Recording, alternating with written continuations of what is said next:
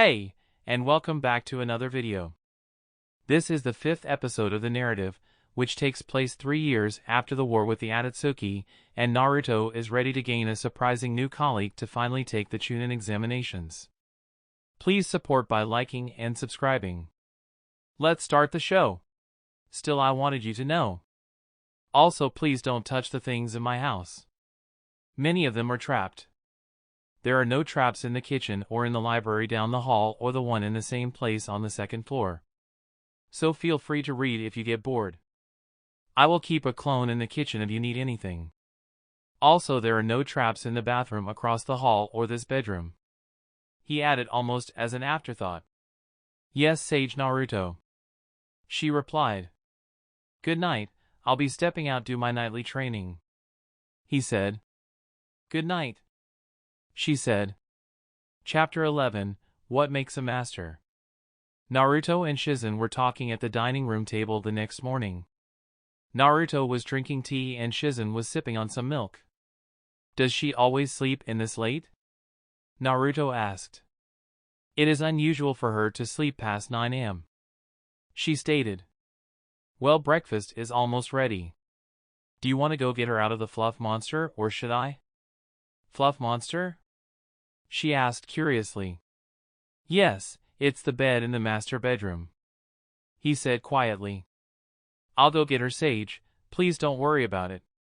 It's the last door in the easy wing upstairs, right? She asked. Yes, that's the room.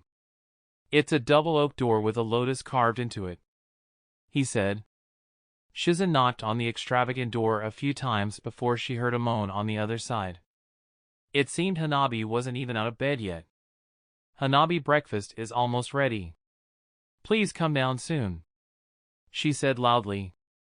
She heard another moan, and then heard Hanabi say. I'll get dressed and be down in a few minutes. Okay, dear.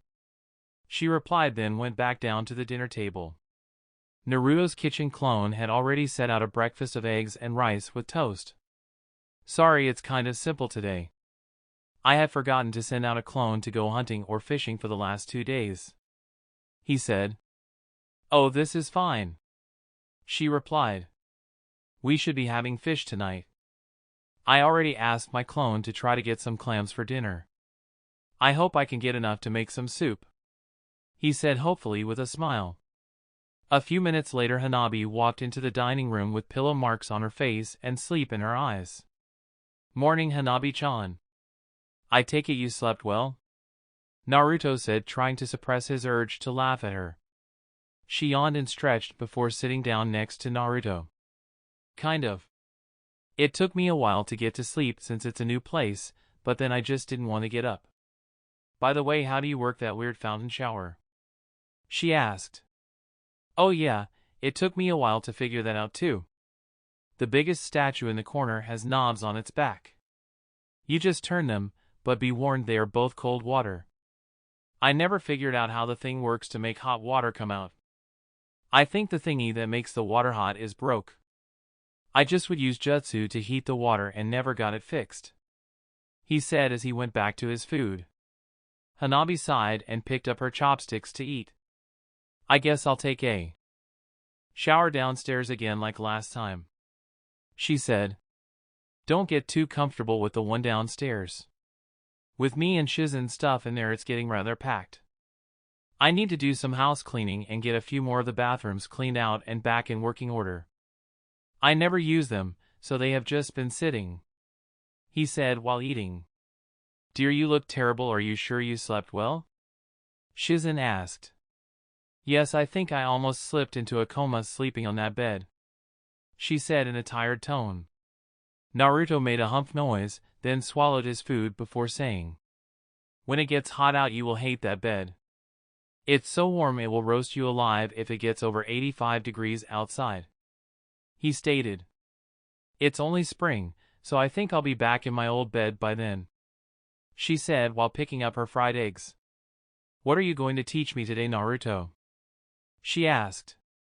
Seeing as how I don't think it would be a good idea to keep doing the raw chakra transfer on you. I was thinking of clone draining in the morning and teaching you how to walk on water in the evening. he said, almost finishing off his plate of food. She yawned again, showing that she was still sleepy. Shouldn't you teach me how to walk up trees first? I heard that is how most ninjas are taught. She questioned. It is, but with a sunny day like today is likely to be it's going to get hot. So practicing walking on water should keep you cool down. Besides, the file I got from your father said you already knew how to walk up and down trees. He said and eyed her. Damn father for giving him my jutsu file. I was hoping to have an easy day. She thought in dismay. Don't tell me you were going to sandbag on me and play hooky. He stated critically. I guess not. She said in a strained voice. Good, make sure you wear a bathing suit under your uniform today. Well, unless you want to pull a Hinata, that is. He teased while he picked up his plate to take it into the kitchen. Hanabi's pale morning cheeks turned bright red before she shyly said, Yes, Naruto. Shizen noticed the exchange between them and asked quietly. What did he mean by that? Hanabi turned her head, refusing to look at her, and said, You don't want to know. Shizen smiled knowingly before saying, I think I already know what he meant. Hanabi blushed even harder and picked up her plate and went into the kitchen. Hanabi took a shower and then got dressed with a swimming suit under her uniform. Why did Shizen only bring my most childish bathing suit? I hate this blue one piece with white dots on it. It looks like something a toddler would wear. I'd almost prefer to go naked than wear this. She thought in disgust. Hanabi went into the living room where Naruto was waiting. You ready to go now? Yes. She said, showing more annoyance than she wanted to.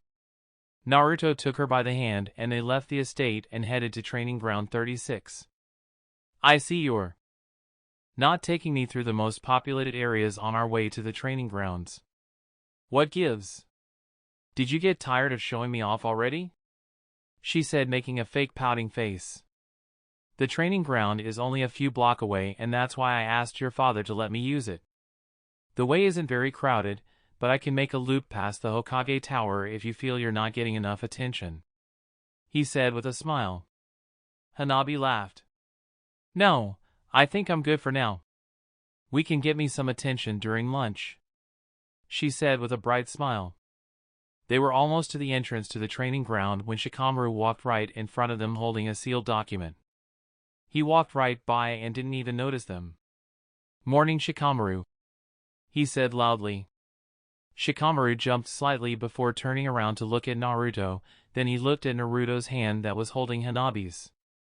He shook his head back and forth for a moment before saying, Good morning, Naruto. I thought you two told me you weren't dating. I had heard a rumor about you two going out for ice cream 2 days ago, but I discounted it. Are you guys an item now like everyone has been talking about? Shikamaru asked curiously. You can't fool me. What did you do to piss off Kurenai? You may be able to fool people's eyes with the henge, but not my chakra sensing abilities. I know you two were at the ice cream bar when me and Hanabi came in. He said, smiling at him. Just because you go there doesn't mean it has to be a date. Shikamaru said, keeping calm. Well, couple's ice cream bar pretty much sums it up. I don't see why you two try to hide your relationship. It's already the worst kept secret in the village. Hell, you guys even live together and Asuma Jr. calls you Papa in public. Naruto stated. Shikamaru got visibly uncomfortable and shifted back and forth on his feet. He finally put his hands together and closed his eyes, like he always does when he thinks about a problem. Naruto just waited and Hanabi had a confused look on her face. Shikamaru suddenly opened his eyes and stated loudly. I am sorry, I have to leave. I have rectal bleeding and must get it treated right away. Shikamaru quickly turned and started walking off, pretending to hold his rear. Naruto said, oh. He then loudly yelled to the fleeing Shikamaru. I didn't know Kurenai was into the whole sodomizing her boyfriend with dildos thing. Make sure you tell her to lay off the spiky ones and to clean them after each use or you could get an infection. Shikamaru cringed so bad that he stopped in his tracks for a moment. The few people that were in the street with them were all staring at Shikamaru with a look of disgust and shock. Oh Cammy, all that thinking and that was the best excuse I could think of to get away? He lamented. Shikamaru leaped away at high speed. Hanabi was still reeling from what Shikamaru said and Naruto was laughing. What is with him? Hanabi finally said. When Naruto finally stopped laughing and said, I'm not sure how it happened, but I imagine since Shikamaru took such an interest in Asuma Jr. over the years, that those two just fell into each other's arms. You see, Asuma Sr. was his master and he was killed in a mission when Kurenai was pregnant with his child.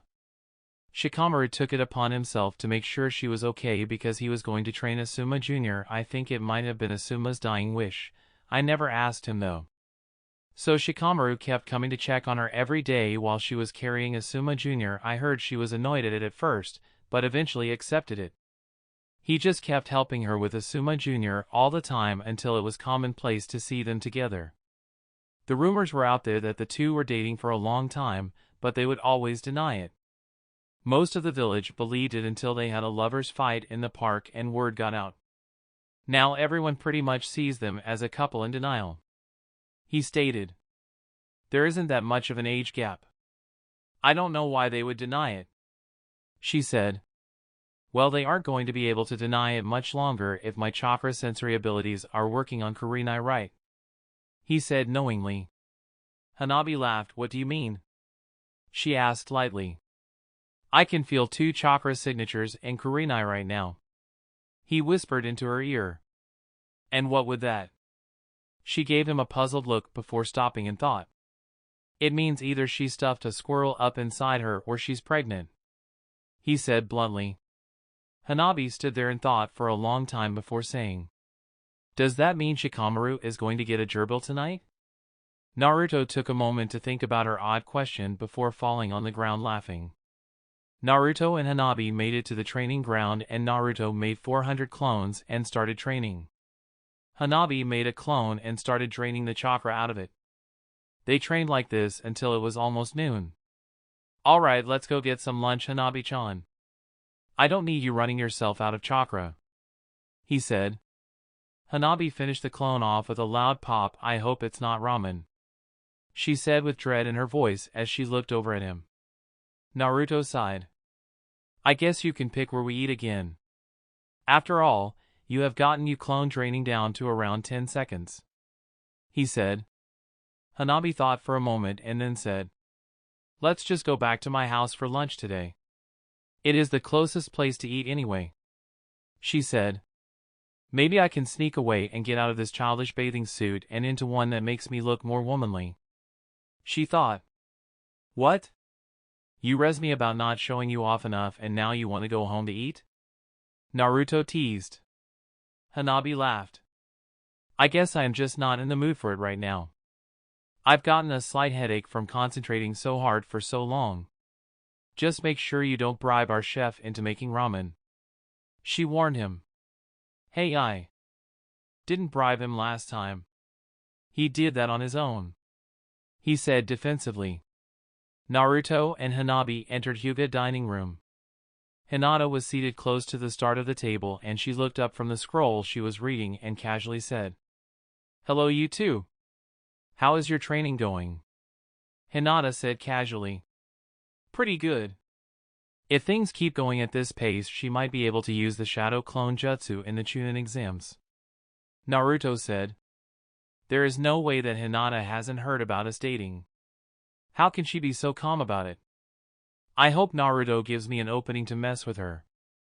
There is too much fun to be had with her to just let it go, she thought evilly. They both sat down next to each other on the opposite side of the table from Hinata. How's Niji? Last time I saw him he looked like he was about to fall asleep on his feet, Naruto asked Hinata. Hinata set her scroll on the table and said, he's overjoyed that you're pretending to be dating Hanabi. He hopes that his squad will finally give up on dating you or at least talk about something else for a change, she said. Damn! Father must have already told her. It would have been so fun messing with her too, she thought disappointedly.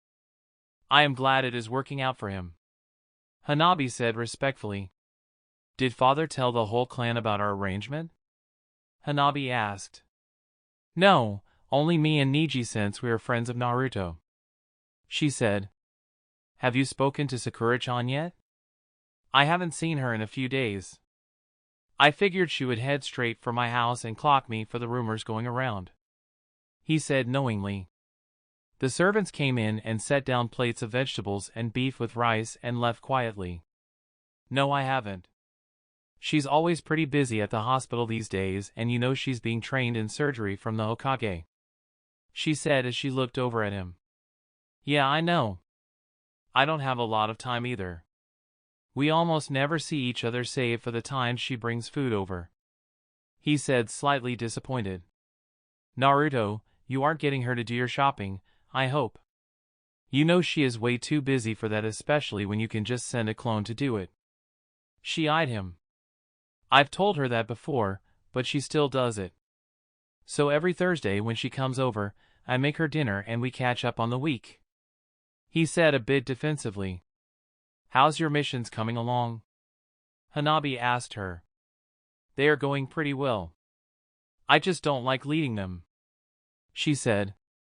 Leading? Shino is having you lead? Naruto said in surprise. Hinata sighed. Yes, he is, unfortunately. He says it will help my confidence problem if I start learning how to lead. He also told me if I ever want to make it to Jonin, then I will need to learn to lead a squad.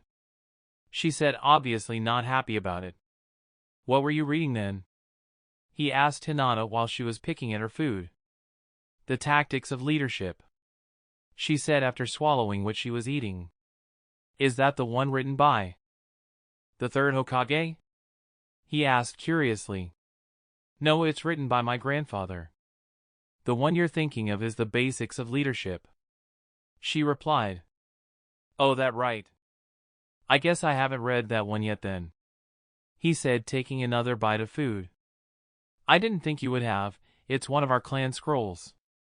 It is not in any of the libraries. She said. Are you teaching her anything besides the shadow clone jutsu? Hinata asked. We are going to start water walking after lunch, seeing as how learning the shadow clone jutsu takes up so much chakra. I figured it would be a good one to learn, seeing as how it doesn't take a lot of chakra and the Hyuga clan is famous for their chakra control. He replied. They finished eating and they left holding hands while Hinata went back to reading. Well, Hinata didn't seem bothered at all about us. It is too bad she already knew. I was looking forward to messing with her. Hanabi stated once they were outside. Then I'm glad she already knew. Hinata isn't one of the people I'd play a prank like that on. He said, eyeing her sternly.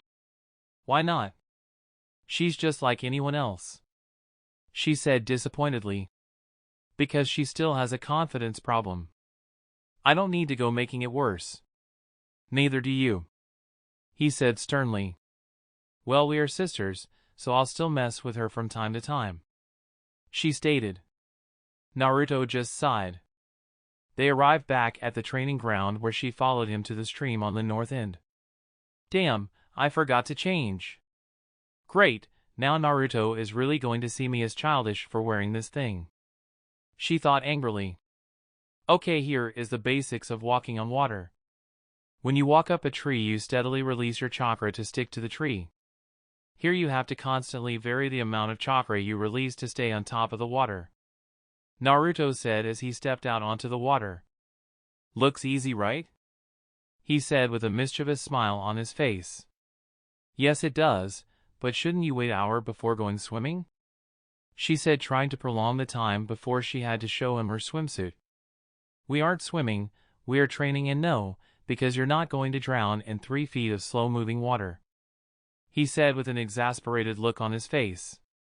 Damn, oh well, maybe he won't laugh at me too much. Yeah, right, I can already see him laughing now. She thought as she shyly got undressed. Naruto noticed she was getting a bit shy and politely turned around. Hanabi quickly finished stripping down to her childish baby blue with white polka dot swimsuit. Naruto sighed. Can we start training now? He asked. Yes, she stammered. Naruto turned around and took a good look at Hanabi. Hanabi didn't look childish at all, Her bathing suit was 3 sizes too small for her chest. Her breasts were pushed up dangerously high and she was showing way too much cleavage. It looked like she was going to pop out of it at any moment if the thing wasn't so tight on her. Naruto blushed slightly, but quickly regained his composure. "I think you need to get a bigger size bathing suit, Hanabi-chan," he said awkwardly. "Sorry. This is my bathing suit from when I was 13 and I have grown a lot in that time. I almost never go swimming anyway, so I didn't bother getting a new one. I was going to have Shizen get me a new one later in the summertime," she said quite shyly. "This is going to be distracting. She's already beautiful and now she's showing skin, that's not fair," he thought. Naruto made one clone and then went behind a nearby tree. "Okay, I want you to use your Byakugan to look at my feet, Hanabi-chan," the clone said. "Byakugan," she yelled and looked at his feet. He was shooting chakra out in all directions from his feet and shifting it back and forth with the waves. "I think I can do that. It might take me a while to get the shifting pattern down though," she said, still concentrating Naruto's feet. The clone walked over and took both her hands. "Okay, ready to give it a try?" he said. "Yes," she said and stepped off the bank of the stream. She sunk straight to the bottom of the stream with a splash. The clone helped her back to the bank so she could try it again. "That water is so cold today," she said, shaking it off and clutching her arms to her body for warmth. The clone had his head turned away from her nipple erection and said, "I noticed." Hanabi looked down at her chest and blushed as she covered her chest with her arms. They spent the next 4 hours training the walk on water jutsu. She had gotten as far as holding herself up shin deep in the water for just over 5 seconds before sinking to the bottom again. "Erg, I'm freezing in this water," she said while shivering. "That's kind of the idea. I had to learn this mostly over near boiling water. It will help you to learn it faster," he said, standing on the water in the middle of the stream. "I know how I can walk on water right now," she said confidently. "How are you going to do that?" he replied, disbelief. Hanabi got a mischievous grin on her face and jumped off the bank at him. She landed right on top of his feet and he had to fall backwards just so the both didn't sink to the bottom. She was straddling him by the waist while he was lying on top of the water on his back. "Like this," she said with a playful smile. He smiled sarcastically at her and said, "This is cheating, Hanabi." "So, it still works," she said flirtatiously. "Say, if we are pretending to date, shouldn't we practice kissing? You know, so it's not all awkward when we do it in public?" she asked. I hadn't planned to take it that far, but I guess it would be fun in a prankster kind of way. "You can practice kissing on me if you want," he said casually. "No way, maybe he is more of a prankster than I thought. I can't believe we're taking the next step already," she thought. She slowly leaned down toward his face and stopped a few inches from his lips. He closed his eyes and waited. She took a long moment, steeling her nerves. "Erg, come on, body, stop trembling and just do it," she warred with herself. She took a deep breath and moved in to kiss him. Pop, the clone suddenly dissipated. She unceremoniously face planted into the water with a loud splash. The real Naruto, that was up in a nearby tree watching, quickly fell out of the tree laughing. Hanabi came up out of the water totally embarrassed and very pissed off. "Erg, after I built up all that courage to go through with it, he did that. It is so like him. I know he likes me in some way or he wouldn't have turned his head when my nipples got hard," she thought in frustration. Naruto couldn't stop laughing for a long time. "Yeah, laugh it up, Whiskers. I'm going to get what I want anyway, mister. I don't go back on my word.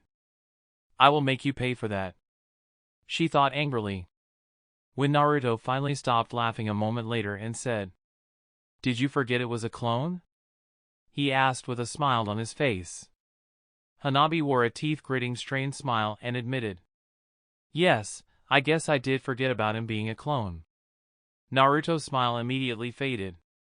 "Oh crap, That's the same kind of expression she had the last time I pissed her off, and that was just because she had to eat ramen for lunch. I think she's plotting something, he thought. A few hours later he stopped her and said, I think it's time for us to stop for the day. Let's go home and get you cleaned up before we go out for dinner. Why are we going out for dinner? I thought you were going to try to make some clam soup, she asked. Naruto scratched the back of his head slightly embarrassed and said, Well, it seems my clone didn't catch anything to eat today, so we are going out tonight. Hee, perfect. She though mischievously. Hanabi just got finished taking a cold shower in the master bedroom that only further fueled her bad mood at Naruto. She went to the bed and picked up the black party dress that she asked Shizen to fetch from her room a short while ago.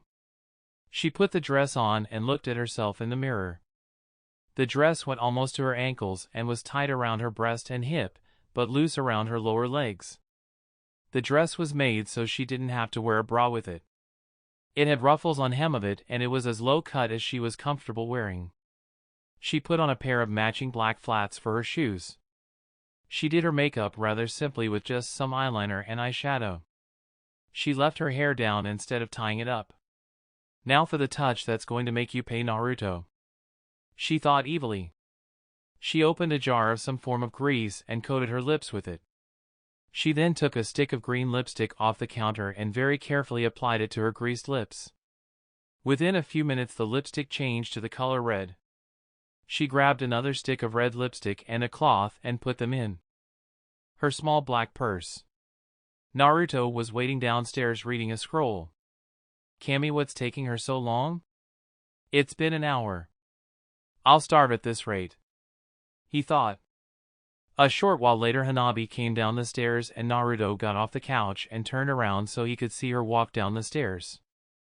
Oh Cammy, what is a 15-year-old girl doing with a little black dress? It is ankle length, but it's still tight-fitting. I guess it's an almost little black dress. Well, if this is what she was plotting, I guess I can handle her eye candy for tonight. Cammy knows this is way more conservative than her swimming suit, he thought knowingly. You're looking, unusually overdressed for the seafood place I was planning on going to, he said, eyeing her up and down. She smiled at him. You don't like the way I look? She said, bit shy. I wouldn't say that, it's just like you're trying to say come get me, tiger, he thought. You look beautiful. He sighed and went over to her and took her hand. He tried to lead her to the door. Hanabi didn't move though. Ah, she said in a playfully warning tone while waving her finger at him. Naruto Uzumaki never goes back on his word. We have some practicing to do before we leave tonight. She grinned playfully. Naruto stared at her in shock for a moment, then smiled. My clone said that, not me, he stated. My Nindo isn't. My clones never go back on their word. Well, if I didn't know the secret about the shadow clone jutsu, I'd accept that answer, but seeing as how I know you retain its memories, it is an extension of yourself. So get back down in the position we were in at the stream. It is time to practice, she said in that final tone. Naruto sighed. I guess is she routing me and I've got no choice. I still don't feel right about this. She may look 18, but I know she's 15. He thought as he lay down on his back on the carpet. Okay, I guess I'm ready, he said in a slightly depressed tone as he closed his eyes. She quickly got the cloth and other lipstick out of her purse. She slipped her flats off and carefully stepped over his side and straddled him at his hips. She leaned down and kissed him very softly twice on his neck and then on his lips.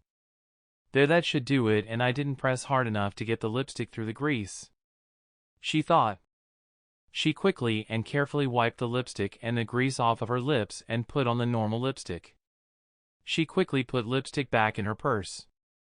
Okay, we can go now, she said with an evil smile. Well, that wasn't too bad, Naruto thought as he opened his eyes.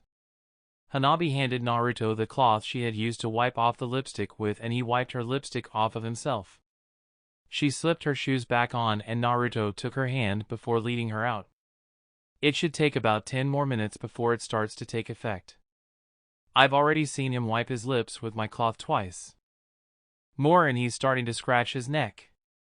She thought. We're going to Nakegon Fish House. It is not fancy, but it is good food at a good price. It is near the south end of the village, just off the river, so it's normally fairly crowded too. So you'll be sure to get a ton of attention, seeing as how you didn't get enough this morning. He hinted at her. Good, the more attention tonight the better. She smiled knowingly. I've got a feeling her plot didn't stop with those kisses. He thought. They arrived at Nakegon's fish house that was right next to the river a few minutes later. It was 50 feet wide and about 20 feet long. The building was painted red with gold trim. The couple was getting a lot of stares as they walked up to get into line for the fish house. Most of them were men looking at Hanabi as she stuck out like a sore thumb because of the way she was dressed. How did you find this place? She asked him. Me and Sakura-chan sometimes eat here on her lunch break as it's only 2 blocks from the hospital. It's a good place to get something to eat if you're in a hurry. If you look at the people in front of us, you'll notice most of them are wearing their hospital uniforms. He said. Hanabi looked at the people in front of them, and 4 out of the 6 of them were indeed wearing hospital uniforms. The line moved rather quickly, and soon the couple was inside the door. Several of the people inside eyed the couple for a moment before going back to their food. Inside was one long bar with stools in front of it. They waited until 2 seats next to each other opened up before taking a seat. Hanabi was sitting next to an older man in a nurse's uniform, and Naruto was sitting next to a pink-haired woman in a white medic's coat. Behind the bar were 4 cooks. There was a 20-foot-long cooktop stove that was rather full of orders already, and a deep fryer. Now they don't serve many things here, but you can believe what they do serve was still swimming 10 minutes ago. He whispered to her. She looked at the menu that was written on a chalkboard behind the bar. There was only 3 items on the menu: grouper, trout, and catfish. You could only have it prepared 3 ways: salted, spicy, or seasoned. There were only 3 sides to get: vegetables, bread, or egg rolls. All the meals were served with rice. Hanabi looked around at everyone and noticed most of the customers were quickly eating their food, then paying the bill and leaving. She thought this looked like it was scarf and go place to eat. Too bad flounder isn't on the menu today. It's really good. They have this butter herb sauce for it, but they only serve it on the flounder. I guess I wasn't the only one that had trouble fishing today. Normally today is the day they serve the flounder. He said, a bit disappointed as he eyed the menu. A middle-aged man came up to them to get their order. The man eyed the 2 of them carefully, then asked, "What will you are having today?" "I'll have the seasoned trout with egg rolls." Naruto replied. "I would like the salted grouper with vegetables, please." Hanabi said respectfully, "I'll be back with your order shortly." The cook said. The pink-haired woman next to Naruto finally put down the medical scroll she was reading and noticed him. "Well, hello there, Naruto. I take it you didn't feel like cooking tonight." Sakura said. "Oh, this is perfect. That shrewd woman Sakura is here, and the lipstick should be taking effect on his neck soon, and it's on her side of him." Hanabi thought evilly while trying not to laugh.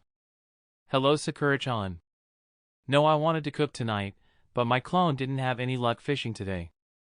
Hanabi seemed to want to go out anyway." He replied with a shrug.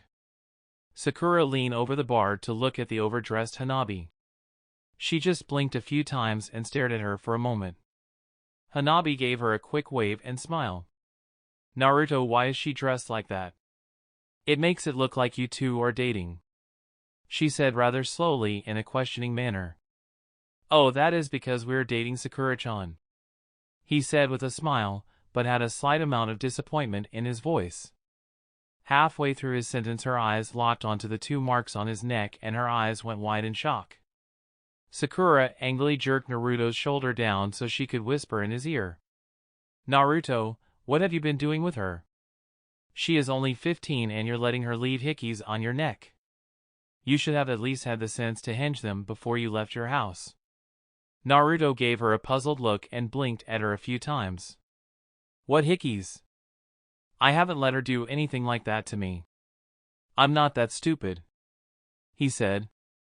Well, you have 2 hickeys on your neck right now. She whispered to him and pulled out a mirror from her pouch. Naruto took the mirror and looked at his neck. The 2 places where Hanabi had kissed him on the neck were dark red and looked exactly like hickeys. He also noticed his lips were starting to swell up. He laid his hand over the marks on his neck and hinged them away. Naruto turned and gave Hanabi a slightly annoyed look. Naruto didn't even bother whispering, he just asked her in his normal voice. Hanabi, what was in that lipstick? He questioned her in a knowing, stern voice. Hanabi bit her lips together and tried to play innocent. Whatever do you mean, dear? She said coyly. Don't play dumb with me, Hanabi. We have our reputations to think about, and that's too important for public pranks like this. What was in that lipstick? He asked again. You're not getting that out of me, Whiskers. It will teach you not to pull pranks like the one at the stream today. I will tell you that it's not anything dangerous, but that's all you get, she stated while smiling at him. Naruto sighed. Sakura-kun, can you heal this mark? He slurred through his rapidly swelling lips. Sakura had to cover his mouth, trying very unsuccessfully to hide the fact she was laughing. Naruto's lips were 3 times their normal size by the time Sakura got control of herself again. Yes, I can probably heal the lips, but the marks on your neck aren't going away even if I do heal them. The blood is caught in the skin, so healing it will not make the mark go away. If anything, it will make the mark last longer. I think I know what made the marks, but I don't have a clue what she used to make your lips swell up like that, she said with obvious amusement of what Hanabi did to him. Hanabi smiled at Sakura. Maybe she isn't all bad. She is enjoying my prank on Naruto as well, she thought. Will, what would cost a marks? He slurred.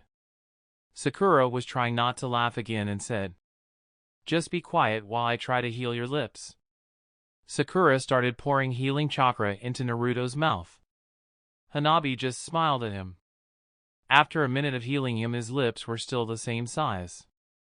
I'm sorry, Naruto, it looks like I'll have to make an antidote to get the swelling down, she said while still trying not to laugh. The cook set their plates of food down in front of them and left a bill for all 3 of them. Naruto sighed and hinged his lips while picking up the bill for all 3 of them. Sakura asked the cook, can we get some to-go boxes? Sure thing, he replied.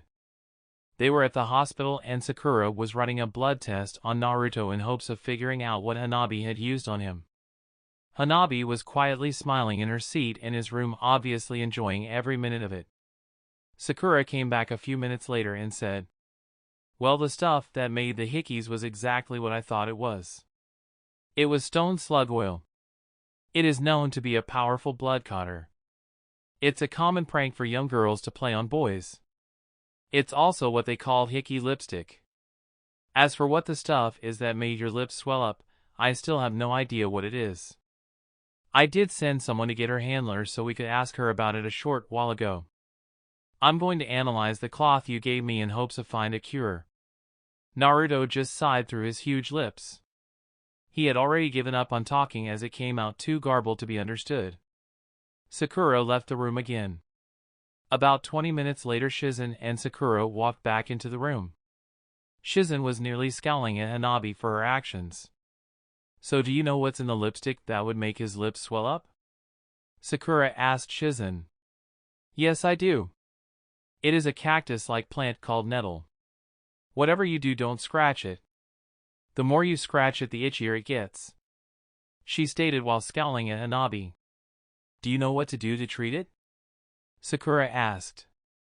Yes, if you get it by getting poked by the plant, then you use vinegar to clean out the wound. In this case, it seeped through the skin of the lips, so there is no wound to treat. The swelling should go down in a few hours.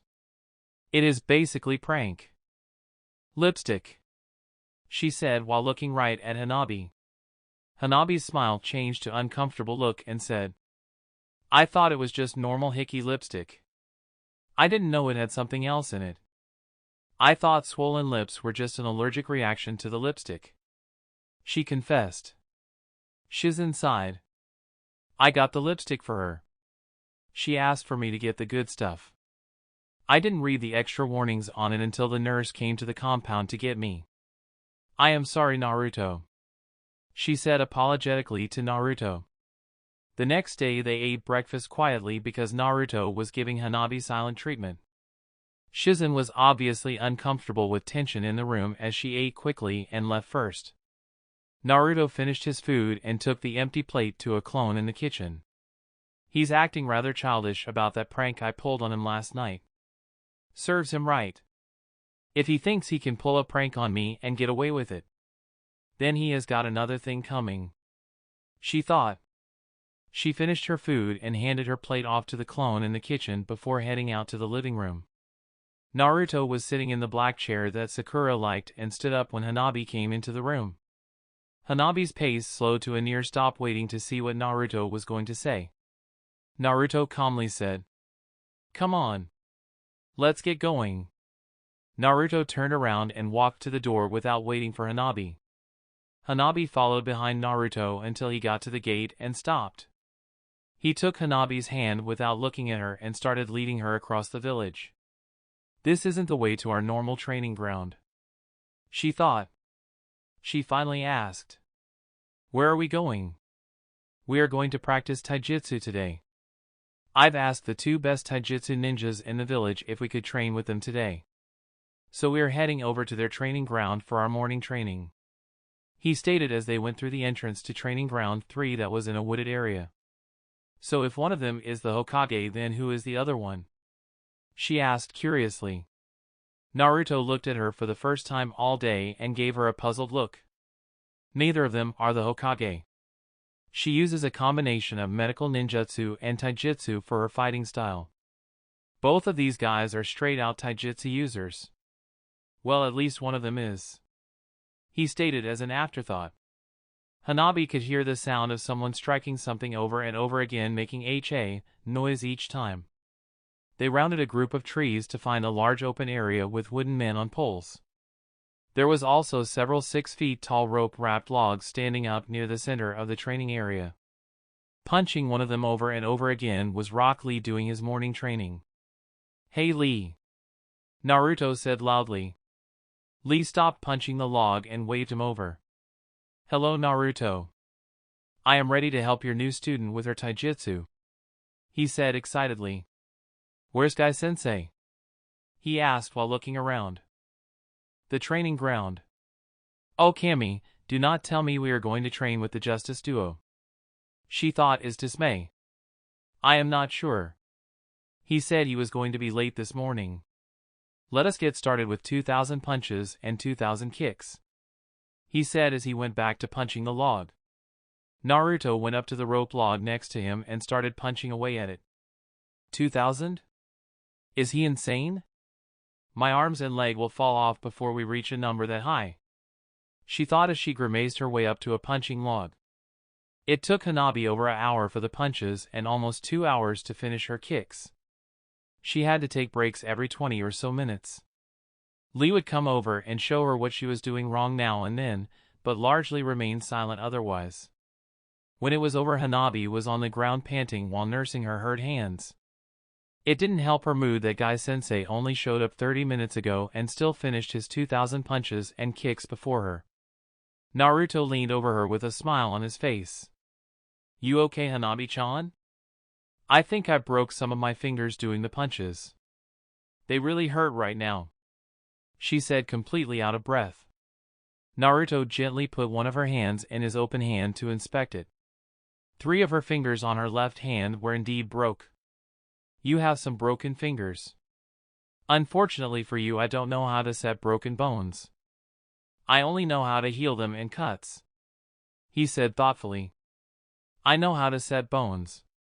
I used to have to do it all the time for Lee when he was younger," Guy said while giving them his signature 2 thumbs up with a big smile. "Just so you know, this is going to hurt a lot more than when you broke them," Guy said seriously as he leaned down and took Hanabi's hands to inspect them. Hanabi gritted her teeth and waited for Guy to begin. Guy slowly popped her index finger back into place. Hanabi only gritted her teeth harder and tried not to scream as tears of pain rolled down her face. Guy straightened her middle finger back into place and Hanabi fainted from the pain. Naruto and Lee eyed her and Guy sighed. "Well, on the bright side it will make this easier," he said as he went about setting the bones back into place. Naruto spent almost 10 minutes pouring healing chakra into her hands before he was done. "I think she will be fine when she wakes up," Naruto said. "Naruto, did you really think she was ready to do our morning training?" Lee asked him curiously. "Well, she is a Hyuga. I figured she could at least handle the exercise or be smart enough to stop if she hurt herself." Naruto sighed. "I guess sometimes she's as stubborn as me," he said while moving her hair out of her face with his hand. A few minutes later she woke up. What happened?" she asked groggily. "You fainted when Guy was setting your fingers. How are your hands feeling now?" Naruto asked from a sitting position on the ground next to her. She carefully raised her hand and cringed before she slowly curled her fingers back and forth. Her look relaxed and she said, "They feel fine now." "Good, it's time to get back to training then," Naruto stated. She gave him a shocked look, then it turned to a look of dread. She carefully got up to her feet. "It looks like he healed my legs too. At least I don't hurt so badly anymore," she thought sourly. Lee moved to stand in front of her while Naruto and Guy back away to a nearby tree. "Hanabi, for the next part of training you will try to hit me," Lee stated. "This chump wants to spar with me and not fight back? I am going to drop this eyebrow freak," she thought. "Byakugan!" she yelled and got into her fighting pose. She took one strike with her gentle fist at the left side of Lee's chest. Lee took a quick step back out of her range and caught her by the forearm. "You are not holding your hand right for that attack. Your thumb shouldn't be curled and your hand needs to be straight up, not angled," he said. "Cammy, he sounds just like father. How does he know how the gentle fists form so well?" she thought. Lee released her arm and got back into his fighting pose. She again went to strike him and he shifted his foot and bumped her foot and she fell down. "Your footing is off balance. Never let your knees go past your ankles," Lee said while waiting for her to get up. That is getting old. Father is always telling me that too," she thought. She picked herself up off the ground and got back into her fighting pose. She launched an assault of several open palm strikes all over Lee's body. Lee moved like a reed in the wind, avoiding the strikes like it was child's play. Hanabi moved to a different type of assault where she would spin back and forth trying to hit him. Again he avoided all the strikes easily. That looks like the attack pattern that Hinata tried to use against Pain, Naruto thought. Hanabi went through several more attack pattern styles and she still never managed to hit him. Hanabi was starting to lose her cool and it was showing from all the mistakes Lee was telling her she was making. This only fueled her mistakes and she made even more. "If you lose your head in battle, you will easily lose the fight," Lee said as he dodged her right-handed gentle fist strike aimed at the center of his chest and struck her in the blink of an eye with his middle finger right between her eyebrows with a loud crack. Hanabi froze in her crouched attack pose with her right arm fully extended for a gentle fist strike. Naruto mouthed the word ouch while he cringed from the sheer sound of Lee's poke attack. Hanabi stayed frozen for another 2 seconds and then fell over without ever moving her body. Naruto and Guy walked over to where her and Lee were. Naruto leaned down to check on Hanabi. Naruto rolled her over and her eyes were crossed and she was in a daze. She had a single drop of blood protruding down her head from the tiny cut that Lee's attack had left on her. Naruto couldn't suppress a snicker as he healed her. "So what did you guys think of her taijutsu?" Naruto asked. Lee answered. "She is full of surprises. She used 2 attack form styles that I have never even seen Niji use. Her footwork gets a little sloppy when she moves fast and she underestimates her opponents too easily." Naruto hung his head. "That bad, huh?" he said disappointedly. No, on the contrary, Naruto. I was speaking from a perspective of mine or Guy-sensei's level of taijutsu. I have little doubt she is the best taijutsu user of her age group as far as the basics are concerned. I almost wanted to let her hit me to see how far she could take her chakra ceiling to. Lee said. Naruto perked up at Lee's words. Let's wait until she comes back around before we spar. I'd like her to watch, he said. Yes, Naruto. I also feel it would help her to see us spar, Lee stated. A short while later, Hanabi regained her composure and sat up from the ground. Ouch, I don't think I've ever been hit that hard before, she stated while rubbing her forehead. Naruto laughed. Yeah, I know. Lee's fingers are like getting hit by steel. You are not the only one that he's hit with that move, Naruto said knowingly.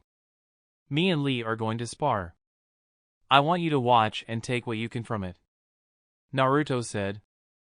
Hanabi blinked a few times and said, Yes, Sage Naruto. She got up while Naruto and Lee got into their taijutsu poses. What are the rules this time, Naruto?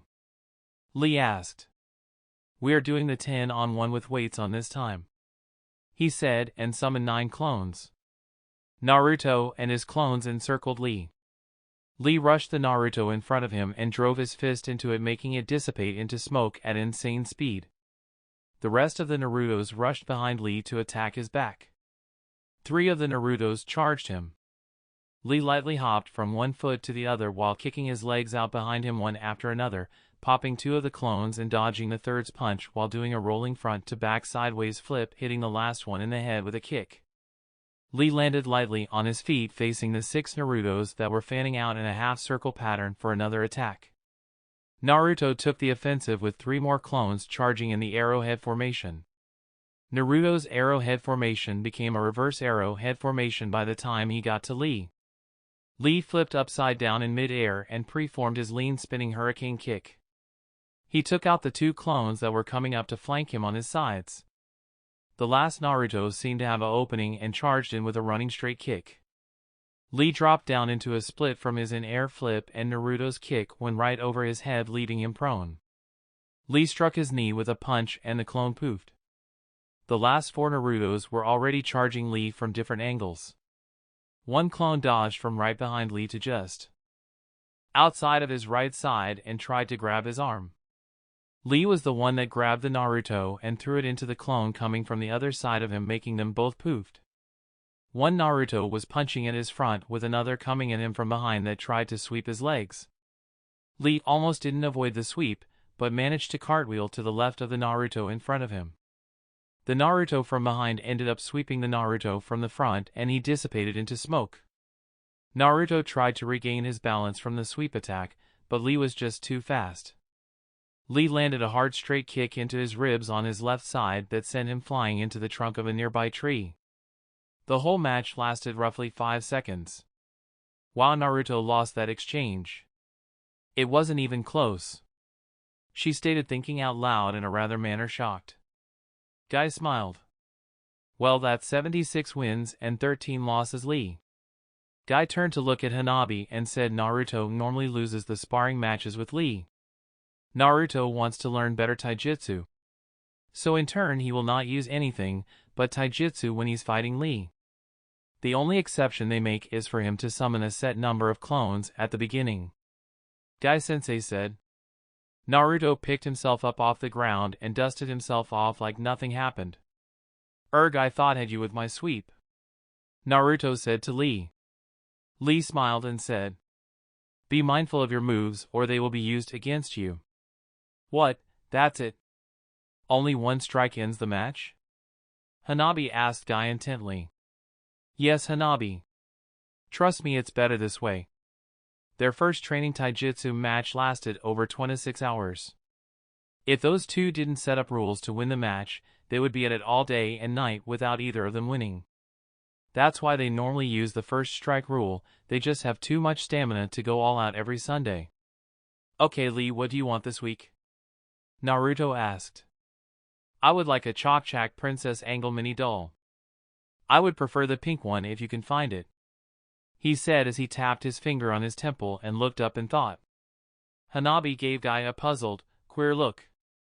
Oh, they have a standing bet. The loser has to get the winner a small item that's under 250 yen. Naruto normally saves up until he gets 3 wins and asks for a bowl of ramen. Lee normally asks for small collectible dolls for his number 1 fan Higashi. She's a first year in the academy and wants to be like Lee when she becomes a ninja. She collects those dolls, so when Lee wins he asks for them because they aren't expensive. Lee is running out of ones to ask for because she almost has the whole set because of his wins against Naruto. The one he just asked for is more than likely worth quite a bit over their agreed-to limit, but I doubt Naruto will care. Most of the others Lee asked for were only 50 yen. That, and I believe Naruto wants to get him the last 3 in the set. Guy said. I was starting to wonder about Lee for a moment there.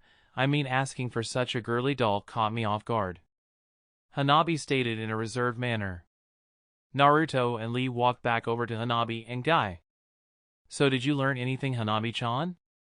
Naruto asked. Yeah, don't pick a fight with Lee unless you're suicidal. She stated seriously.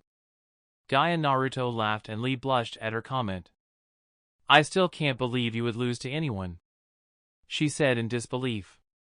Well, let me tell you something, Hanabi-chan. You learn a lot more from losing against an opponent that is better than you do winning against an opponent that's weaker than you, he said. Guy gave Naruto a puzzled look and asked. Haven't you given her the rock, paper, scissors talk yet? Yes, I did. It seems I should have put it another way so she could better put it to use in combat, he said. I don't see how that applies here, she stated as she shook her head. Well, let's say me being a primarily ninjutsu user is the scissors and Lee is the rock. We will pretend that Guy is a genjutsu user for this example. So he will be the paper, he said. Guy-sensei said rather childishly. Why do I have to be the paper? Naruto rolled his eyes at him and Guy hinged himself to look like Itachi. Now let's say we are all the same strength overall, but we have distinct advantages and disadvantages. Itachi can trap Lee in Jinjutsu rather easily, but he's weak to me because of my experience in fighting Sharingan users. Lee can easily beat me because he is so fast that I don't have time to get my ninjutsu off before he starts beating on me. I can easily beat Itachi because his Sharingan is something I'm not likely to get trapped in. So he's a sitting duck for me. So Lee beats me, I beats Itachi, and Itachi beats Lee. It is just like rock, paper, scissors. The only sure way to win is to be the rock, the paper, and the scissors at any time you want to be. Right now I am like a pair of scissors learning to be a rock as well. You are like a rock learning to be scissors, he said as he pointed at her. That does seem to make much more sense than your Hokage explanation as far as combat is concerned, Hanabi said. There are exceptions to this rule, but it is just a general idea to get you to think, Naruto said while Guy-sensei poofed back into himself. Hanabi got a curious look on her face and asked. So is Guy the strongest taijutsu user in the village and Lee is second? Naruto thought about it before saying. Honestly, I'm not sure. I can tell you Guy-sensei can take a lot more punishment and remain conscious, but Lee will continue to fight even if you knock him out. Naruto looked up in thought while both Lee and Guy were very intent on hear what he had to say next as they both were leaning one ear into his direction. Well, it's like a few days ago when we saw them outside the Hokage's office and I used that air bullet jutsu on Guy. I bet it didn't even knock Guy-sensei out when he landed. I am pretty sure it would have knocked out Lee though, he said. Naruto doesn't seem to know that he's not the only one that keeps a parachute in their supplies, Guy thought. On the other hand, Lee has surpassed Guy on stamina and Lee can open one more celestial gate than Guy-sensei can, he said. Lee smiled and did a fist pump while Guy hung his head in depression. Celestial gates? She asked. Oh, that's right, you didn't get to see the fights after the second round for our Chunnin exam. Well, oh wait, I can't tell you about that forbidden jutsu. I'm not its keeper, he stated. Guy perked up and proudly said, I am its keeper. The 8 celestial gates are 8 specific points in a person's chakra network. They limit the overall flow of chakra within a person's body. The basis for the idea of the celestial gates comes from the body's limits on the functions within it. This makes the body much weaker, but it keeps the body from expiring too soon. By opening these gates, the user can surpass their own physical limits at the cost of great damage to their own bodies if they aren't hardened enough to handle it. Opening each gate gives you a massive amount of power for a short time.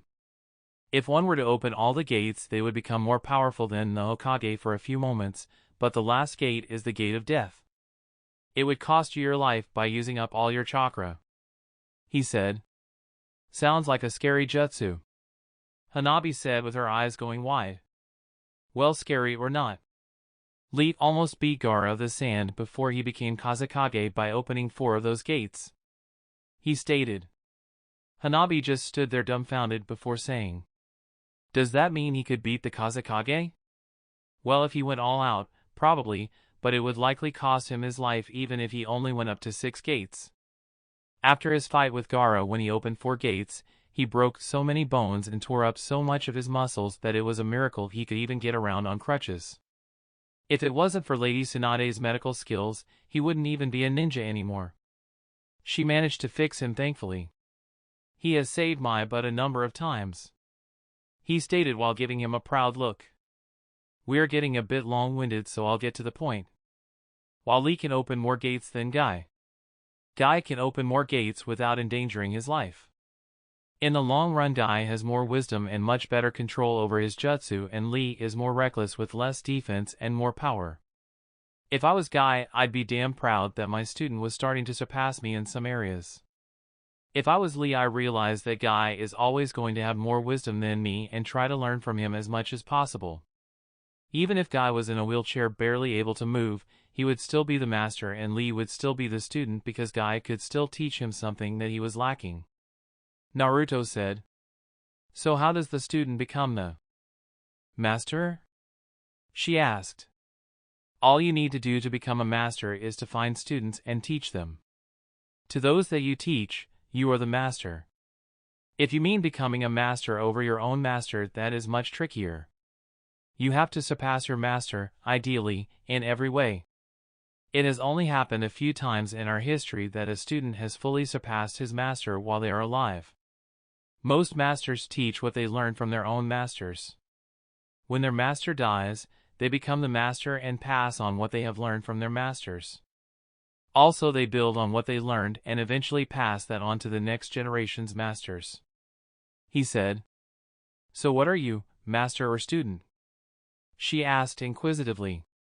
Well, if I'm fighting Lee to train my taijutsu, he is the master and I am the student.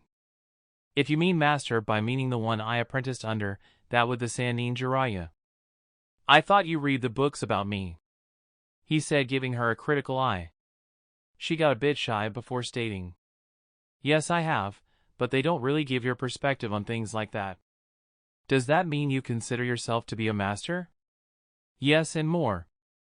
I'm the Toad Sage as well. One day I will have to find an apprentice to take over for me after I pass away. Why do you think I'm always teaching? I hope one day to find the next great Toad Sage. He said honestly. She gave him a puzzled look before asking. Aren't you training Konohamaru for it? Naruto gave her a short spiteful laugh before saying.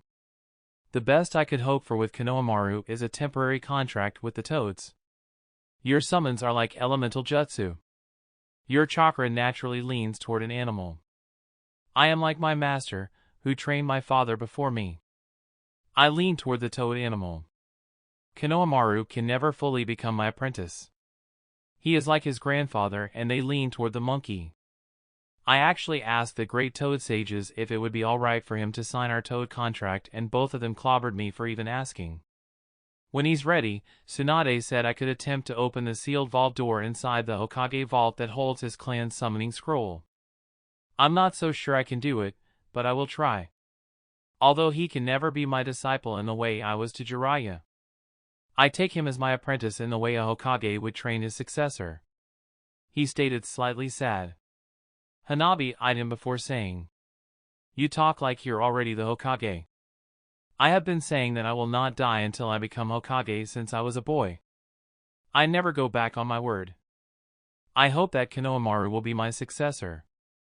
I have never gone back on my word yet and I don't intend to start now," he said sincerely. She gave him a puzzled look before asking, "Aren't you training Konohamaru for it?" Naruto gave her a fake laugh before saying, "The best I could hope for with Konohamaru is a temporary contract with the Toads. Your summons are like elemental jutsu. Your chakra naturally leans toward an animal. I am like my master, who trained my father before me. I lean toward the toad animal. Konohamaru can never fully become my apprentice. He is like his grandfather and they lean toward the monkey. I actually asked the great toad sages if it would be alright for him to sign our toad contract and both of them clobbered me for even asking. When he's ready, Tsunade said I will attempt to open the sealed vault door inside the Hokage vault that holds his clan summoning scroll. I'm not so sure I can do it, but I will try. Although he can never be my disciple in the way I was to Jiraiya. I take him as my apprentice in the way a Hokage would train his successor," he stated slightly sad. Hanabi eyed him before saying, "You talk like you're already the Hokage. I have been saying that I will not die until I become Hokage since I was a boy. I never go back on my word. I hope that Konohamaru will be my successor. I have never gone back on my word yet and I don't intend to start now," he said. Chapter 12, The Sensei Talk. 2 weeks went by as Naruto trained the young Hyuga heiress and Konohamaru at Training Ground 36. She could now make 3 clones, but could only effectively use 2 in a fight. She was already starting to use her clones with her gentle fist taijutsu. Hayashi himself was impressed with her training. Hanabi actually managed to catch her father off guard and beat him in one of their sparring matches.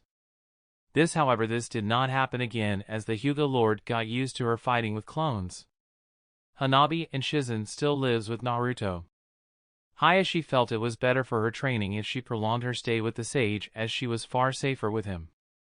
Most of the village had come to accept them as a couple and left them be. However, there were still those that would make snide remarks when they were together. A few in his fan club would try to pull pranks on the young Hyuga, but she had taken the pranks as a reason to practice her taijutsu on them. It was early morning at the wooded training ground. The sky was still an orange and pink array of colors and grass was wet from the morning dew that had settled on it. Naruto, Hanabi, and Konohamaru were all doing their training. Naruto had his 400 clones doing all kinds of training techniques while Konohamaru was still trying to move on the water without disturbing the fish.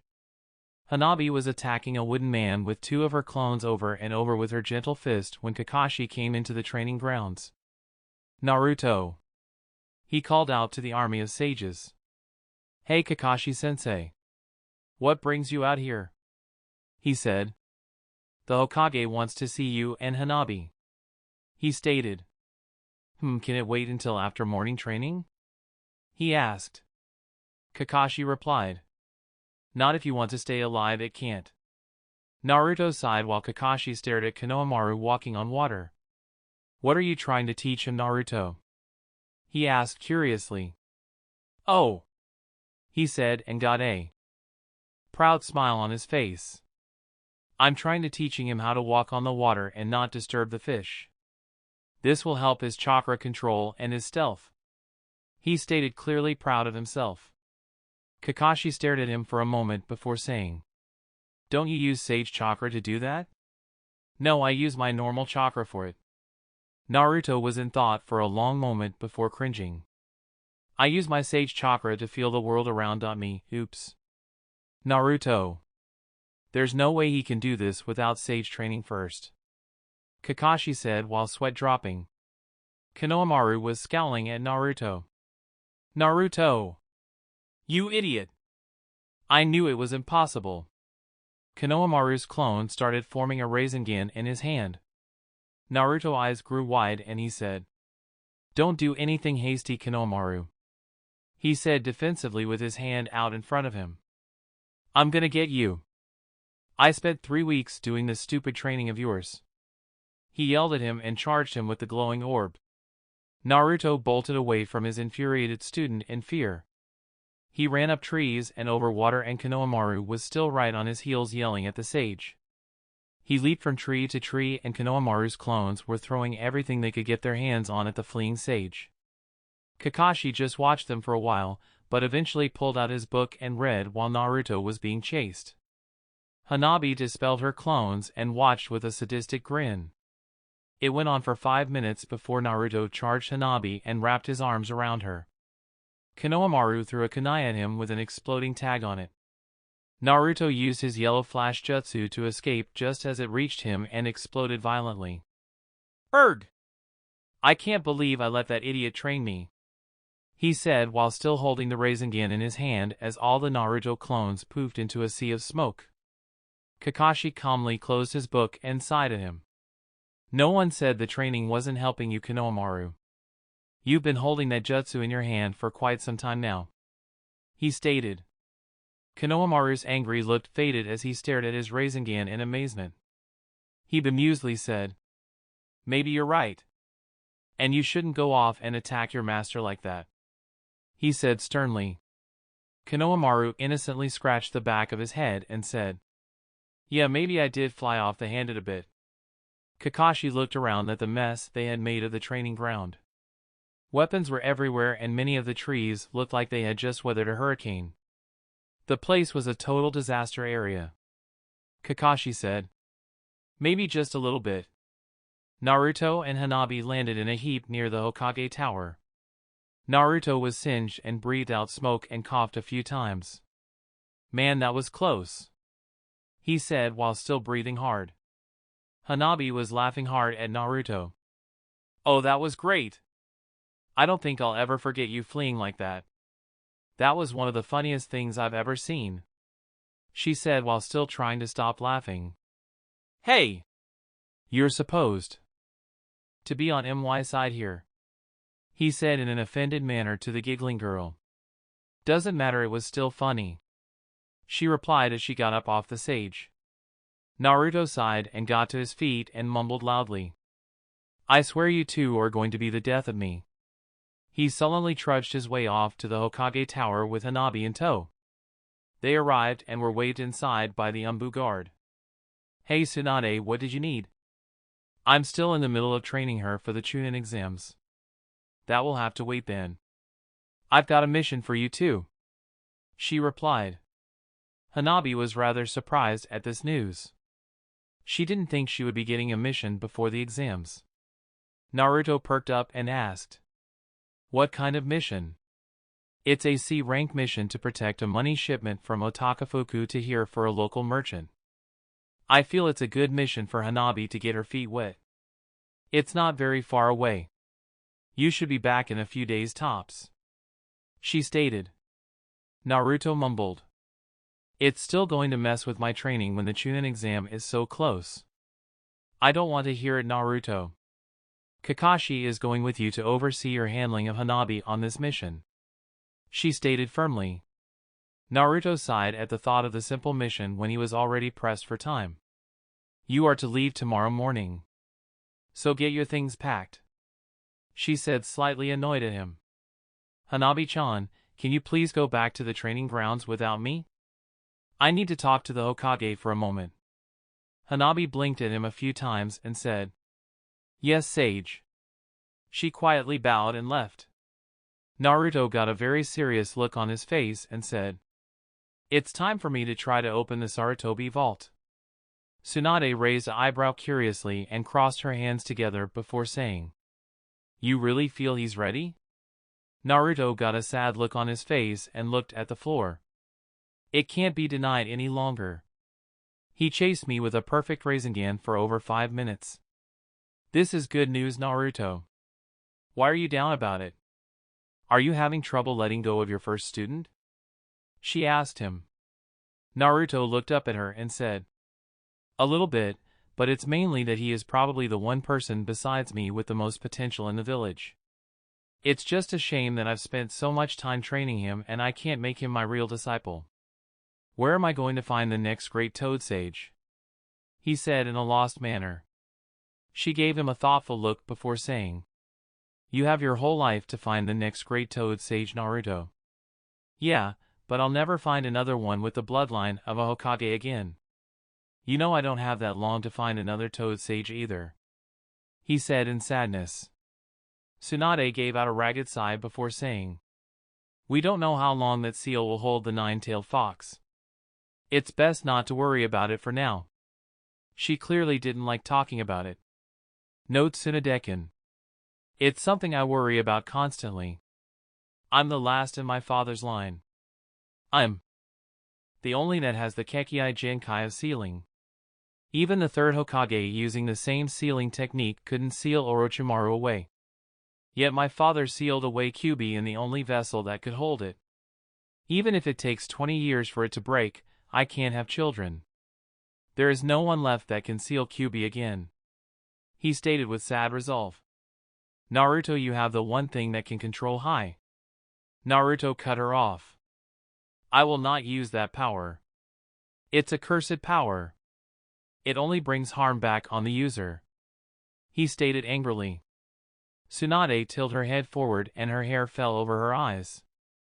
"How is your training going?" she asked, annoyed and sadly at the same time. Even with 4,000 clones training all night every night, the lightning still refuses to come. "I'm still clumsy with Earth too," he stated with shrug. "And you are still refusing to tell me what this jutsu is or who invented it?" she said curiously while looking down her nose at him. "I will not tell you about the jutsu, but the great moon sage invented it," he said as he sadly looked at the floor.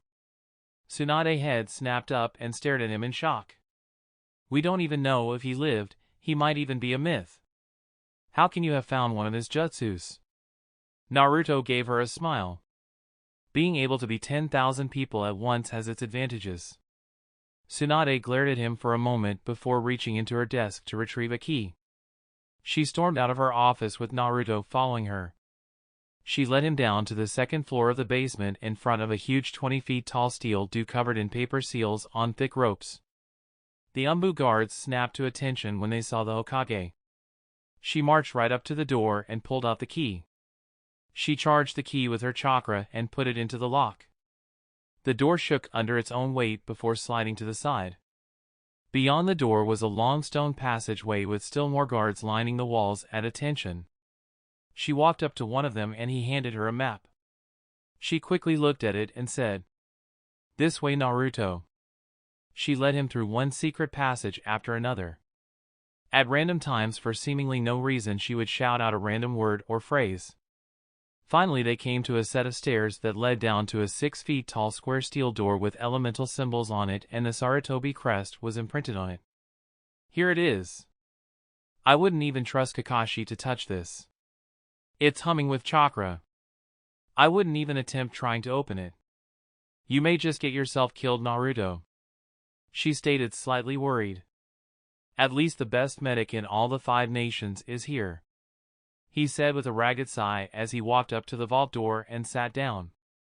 "I hope you have an idea on how to open this. You better not do something stupid like try using a jutsu to blast it open," she stated to him.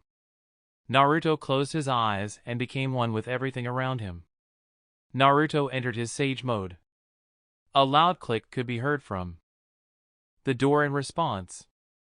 "That's one trap down, 2 more to go," he said while looking over at her with his toad eyes. "What are the other 2 traps?" she asked. "One of them is the standard blood trap. I can get by that. I've got some of Konohamaru's blood. The first trap was it not opening unless you had chakra levels of a Hokage. The last trap is going to be kind of tricky. It's a 3-way element lock. I'll have to combine fire, water and earth in the right manner to unlock it. I've already been practicing elemental combining, so I know I can do it, but the only question is, which one do I disarm first?" The Hokage thought about it for a moment. "I'd disarm the elemental jutsu trap first. You're going to have to touch the door to put his blood on it. That will likely set off the elemental trap," she stated. "Okay, stand back. I'm going to use as little of each element as I can. I'm not sure if this will work." It normally causes a lot of damage when I combine more than two elements, and my earth element isn't all that well stable," he said with a strained look. She sighed at him again. "I'm going back down the hall. If you bring down the Hokage tower, I will kill you," she warned him. Naruto had a very strained look on his face from her threat as she got well clear of the sage. "Shadow Clone Jutsu!" he yelled, and 3 clones appeared. They each summoned the elements of fire, water, and earth and combined them in Naruto's hand. Around and around they swirled in his hand until it hummed in a dangerous tone. He steeled himself and slammed the jutsu into the vault door while cringing. The door absorbed the jutsu and glowed blue for a faint moment. Naruto slowly opened his eyes with his hand on the cold metal door. He relaxed and yelled to Tsunade in a happy voice. "It's okay now. I've disarmed the ELE." A loud crack of lightning flashed out of the door and electrocuted the sage for a full 5 seconds until it ran out of chakra. Naruto was on the ground in a smoking face plant when Tsunade got over to him. She crossed her arms and gave him a sarcastic look. "Naruto, you knew the blood seal trap was on it. Why did you touch the door?" "Ouch!" he said in a hoarse voice. That hurt worse than Sasuke's Chidori. He smelled like burnt hair as she started healing him. "On the bright side, you can use Konohamaru's blood for something else," she stated. He sat up and rolled his eyes at her. "Yeah, like cursing him for putting me through all this. Why couldn't he just be a toad sage?" he mumbled bitterly. The vault door was slightly ajar. Naruto summoned a clone and followed him inside. Inside the 10 feet square room was 2 tall scroll cases that were full of scrolls. On the other side of the room there were stacks of book and papers as well as armor and weapons hanging on the wall. At the very back of the vault was a large chest with the Sarutobi clan symbol on it.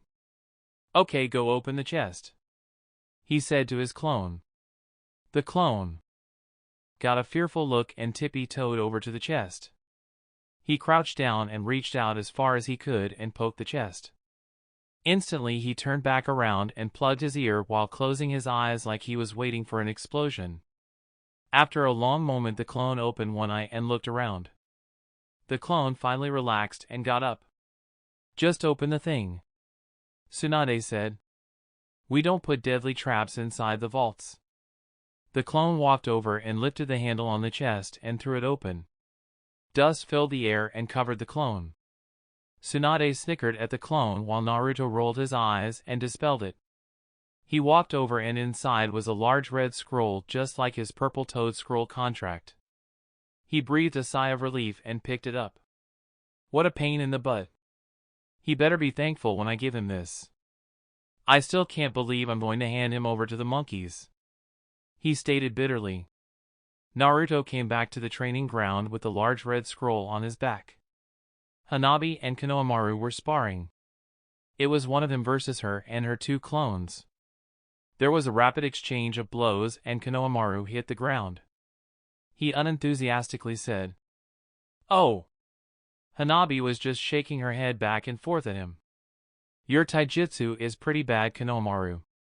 He heaved a sigh on the ground before saying, "It doesn't help that I'm fighting a Hyuga heiress that has the strongest form of taijutsu in the village. To say nothing of the fact that you're Naruto's girlfriend and he'd probably kill me if I hurt you. How are things with you two going anyway?" he said.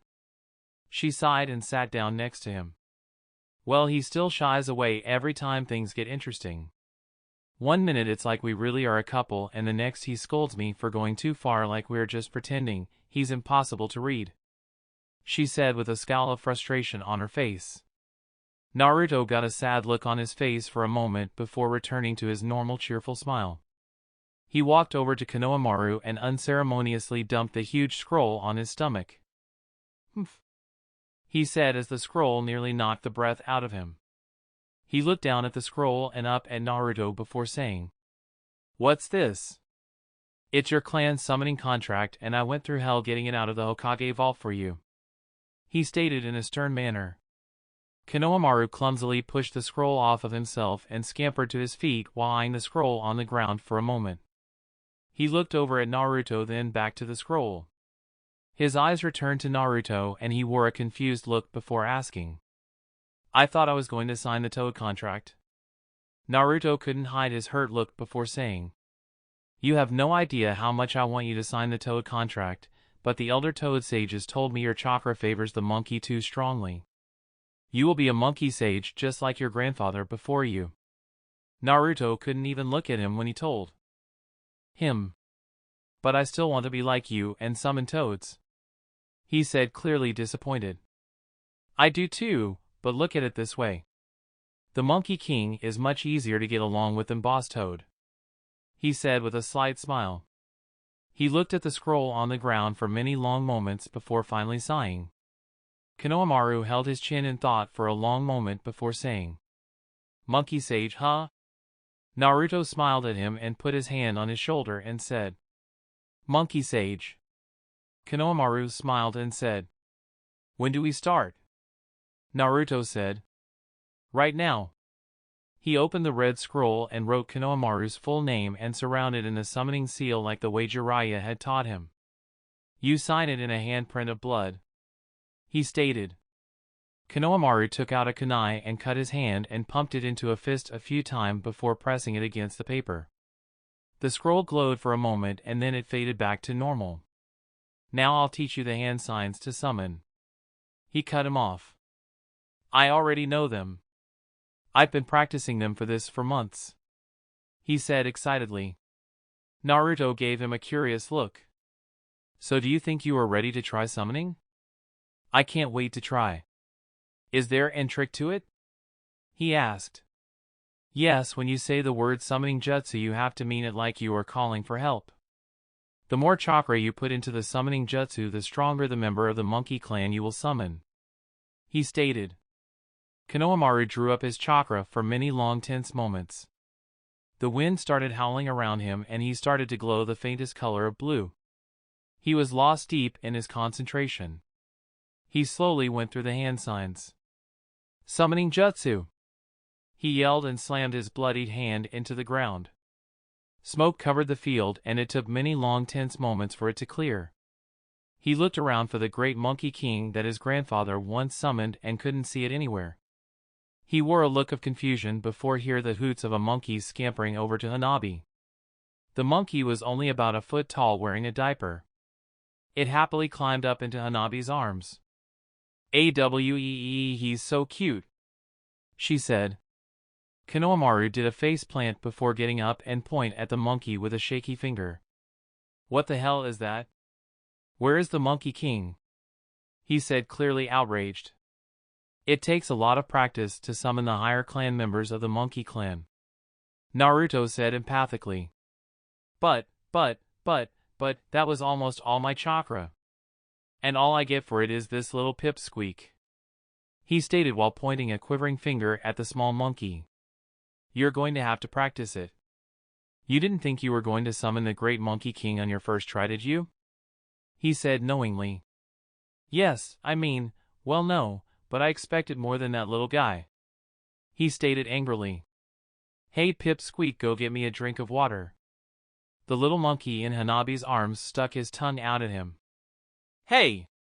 You gotta do what I say, you little monkey, he yelled at the small monkey.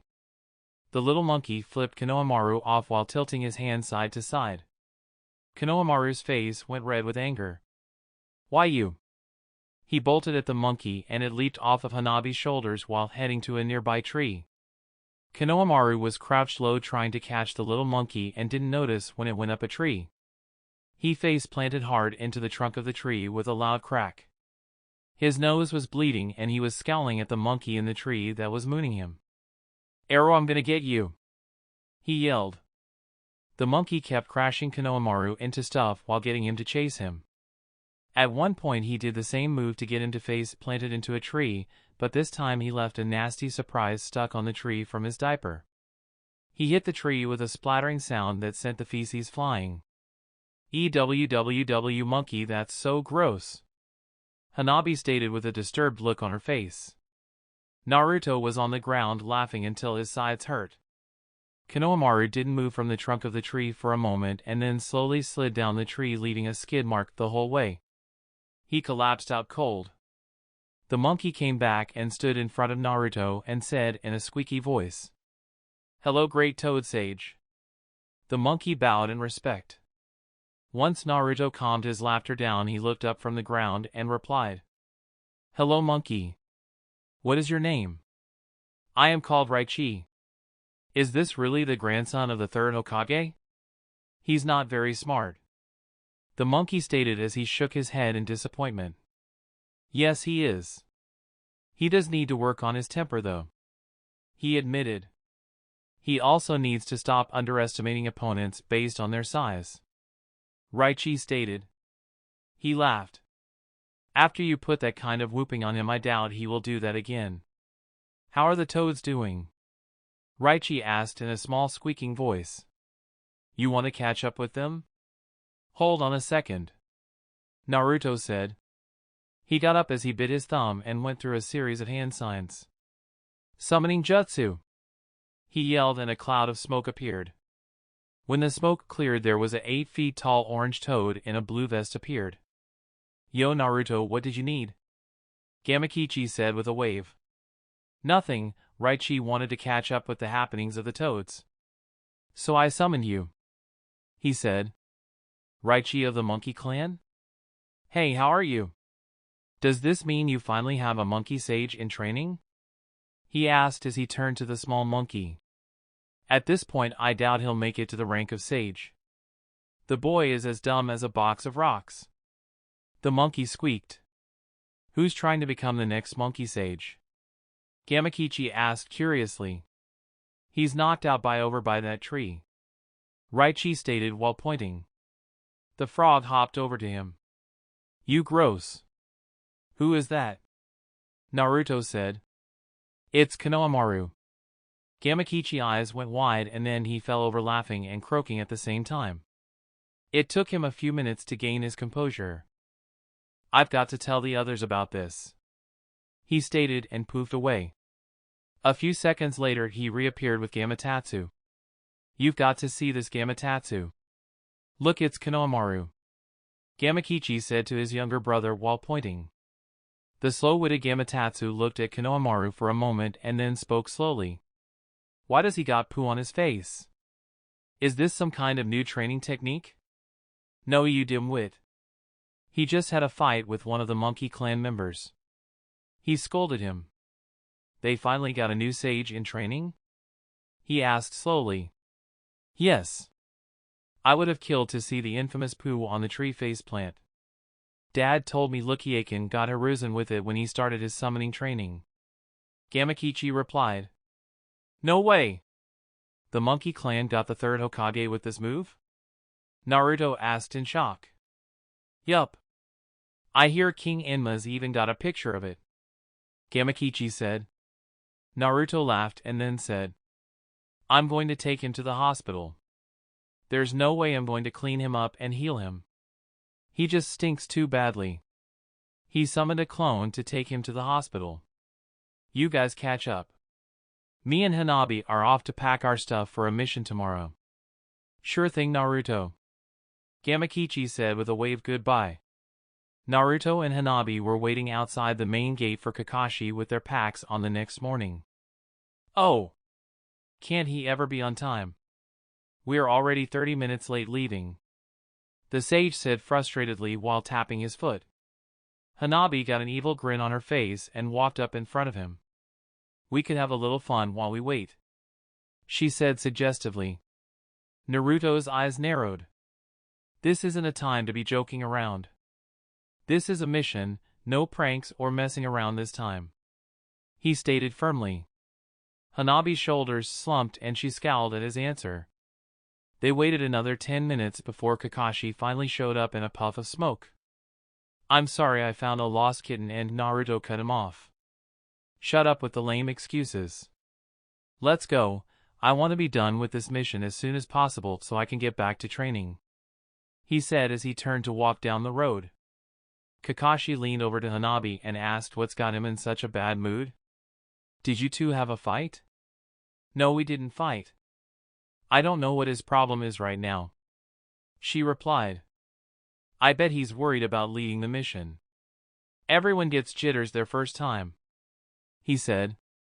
Hanabi blinked a few times at him in disbelief. He's never led a mission?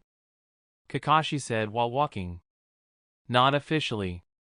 He has taken charge on a number of missions, but this is the first he's expected to lead from start to finish. She was surprised at this news. Why is this the first time? She asked. Kakashi thought carefully on how to phrase his answer. Basically, Naruto is a one-man team. Even Sakura eventually figured out the best way to help him was to stay out of his way and heal him up afterwards. I must admit he uses his head a lot more than he used to. It is very unlikely we will run into anything we can't handle, he said. Naruto had been listening to the whole conversation going on behind him.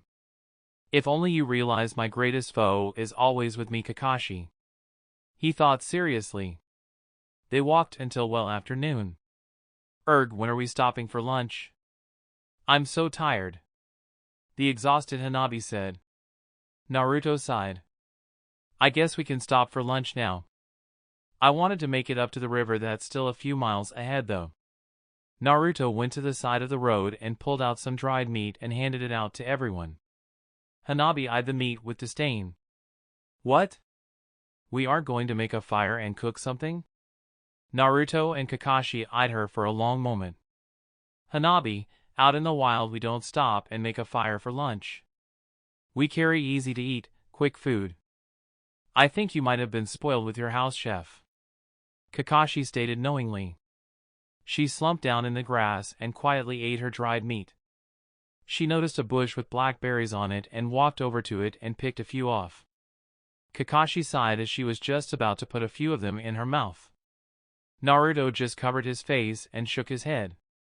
I hope you know those are very poisonous, Hanabi, Kakashi said. She went wide-eyed staring at the berries as they slipped from her hand. Naruto just held his head in his hand. Yes, they are, he stated. Kakashi chuckled. Hanabi eyed him for a moment. What is so funny? She stammered. Naruto ate those same kind of berries on his first mission, he stated.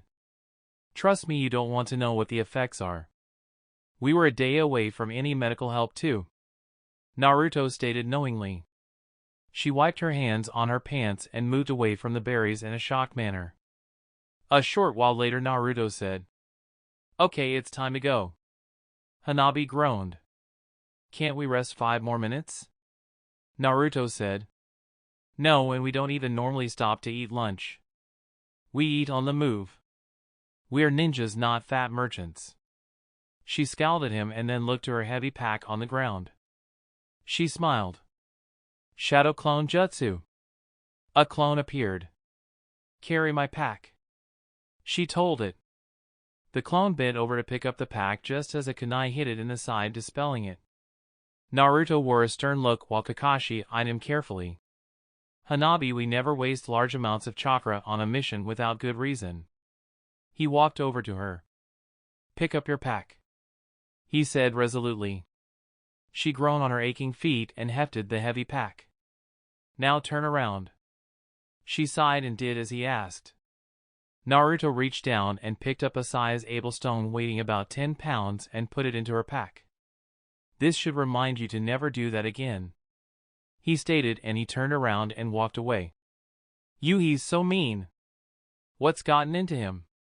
She said in a fit of anger. Kakashi eyed her carefully before saying, He was a lot nicer to you than I was when he pulled that exact same stunt. She looked at him in surprise. What did you do? She asked. I made him carry the whole squad's pack for 2 days.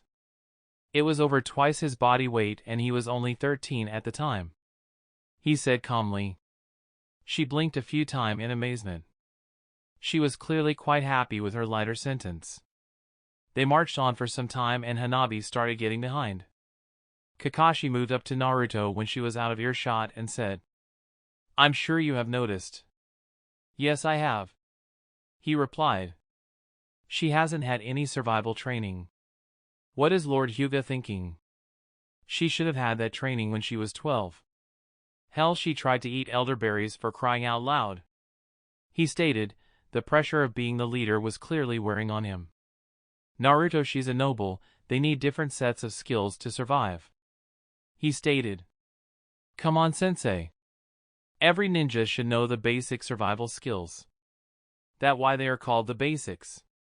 He stated in a frustrated manner. Is this what you were worried about, Naruto? He asked like a wise teacher. Yes and no.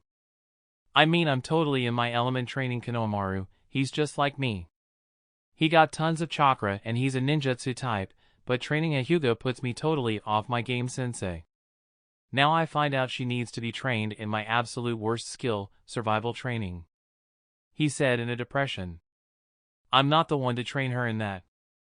Hell, I've eaten poisonous plants so many times I've become immune to so many of them. Even Tsunade keeps some of my blood at the hospital as a cure-all anti-poison. He said in dismay.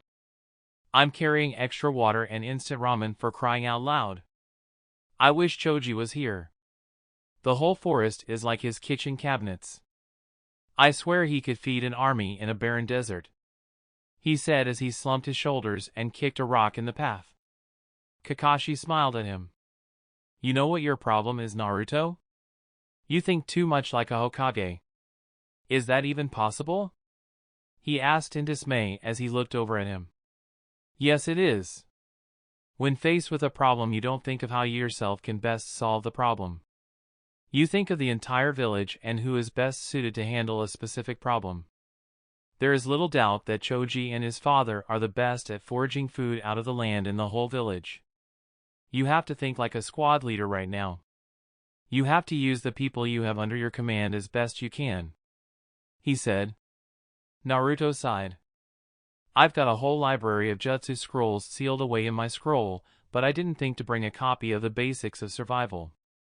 Kakashi reached into his pack and pulled out several books and kept putting them back as they walked. He finally found the one he wanted and handed it to Naruto. It's not the survival guide, but it's an overall ninja manual. There is a chapter on survival. Read it over and teach her what you can. I'll check your work. That is why Tsunade sent me along after all. He stated kindly.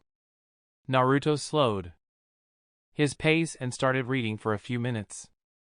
The slow-moving Hanabi finally caught up to him just as he closed the book. Hanabi, how come you haven't had any survival training? He asked intently. Hanabi was panting and nearly out of breath. Father was going to let the academy teach that to me. Naruto yelled up the road. We are stopping for a few minutes, Kakashi. He turned to look at the sage and then leaned against a nearby tree. Hanabi collapsed in the middle of the road and shrugged her pack off while trying to catch her breath. Hanabi, you should already know how to survive out in the wilds. You're supposed to be taught that when you're 12. He stated at the exhausted Hyuga. She grabbed her feet and doubled over. Oh, they hurt so badly. How can you two keep going for so long without any breaks? She asked. Because we're not a tenderfoot like you. We are used to the road and the wilds. He dragged her to her feet and pulled her over to a plant that had shape points on the ends of its leaves and small red berries on it. Look at this bush, Hanabi. Tell me if it's safe to eat the berries? He stated. She peered at the bush for a long moment before admitting. I don't know. I guess I'd try a few and see if they made me sick or not. Naruto put his head in his hands and mumbled loudly. Kami, she's just like I was. He pointed at the bush and said. Look at the leaves on it. They are sharp and could poke you. Look at the berries, they are no bigger than a pea. If a plant has sharp leaves and tiny berries, it's a safe assumption that they are poisonous. He stated. I'm okay. She replied meekly. A good rule of thumb is to never eat anything if you don't know what it is. It's better to go hungry than to poison yourself. He stated. She nodded her head clearly in pain. Sit down and take your shoes off. I'll heal your feet. He said in a defeated manner. It took him a few moments to heal her blisters. When he was almost done, she asked. Naruto, Did I do something to make you mad at me? He sighed. No, Hanabi, you didn't. You have got a lot to learn about the wilds though. I can't keep pampering you. I know you're a noble and you aren't used to this, but you have to remember you're a ninja first and a noble second. Naruto stated while looking over at her shoes. Hanabi, those are traveling sandals. They are likely the reason your feet are hurting so badly. He stated while he was still healing her feet. Hanabi wore a look of confusion before asking. There are special shoes I should have? Yes. Those are normal sandals. Traveling sandals are padded to protect your feet on long journeys. He stated to her kindly. She stared at him blankly. I'll buy you a pair when we get to town, he said as he helped her up and led her back to the road. He reached into her pack and threw out the heavy rock before helping her put it back on. He suddenly said, I'm sorry, Hanabi. In my rush to leave, I forgot to check your equipment like Kakashi did for me when we went on my first mission. I'm already shaping up to be a pretty poor leader. Here's a book. I'd like you to read it as we walk. I'll have a clone take up the rear. Hanabi said nothing as Naruto handed her the book and walked up the road to Kakashi. How is she doing? Kakashi asked. She was wearing normal shoes. That's the reason she's been falling behind. She couldn't even identify a holly tree, he said in disappointment. Kakashi raised eyebrow at him curiously. That is pretty bad, but I have a feeling she would be quite at home in a room full of clan leaders discussing politics. We all have our strengths and weaknesses, he stated. You just have to keep training her and try to teach her everything you think she needs to know. You can't expect perfection. No one said being a sensei was easy. Naruto wore a lost look before saying, It's just, this was supposed to be a short easy mission and I've already made so many mistakes. Hell, she lives with me and I forgot to check her equipment. Good thing Hayashi didn't see this or he probably never let me train her again. He muttered the last part.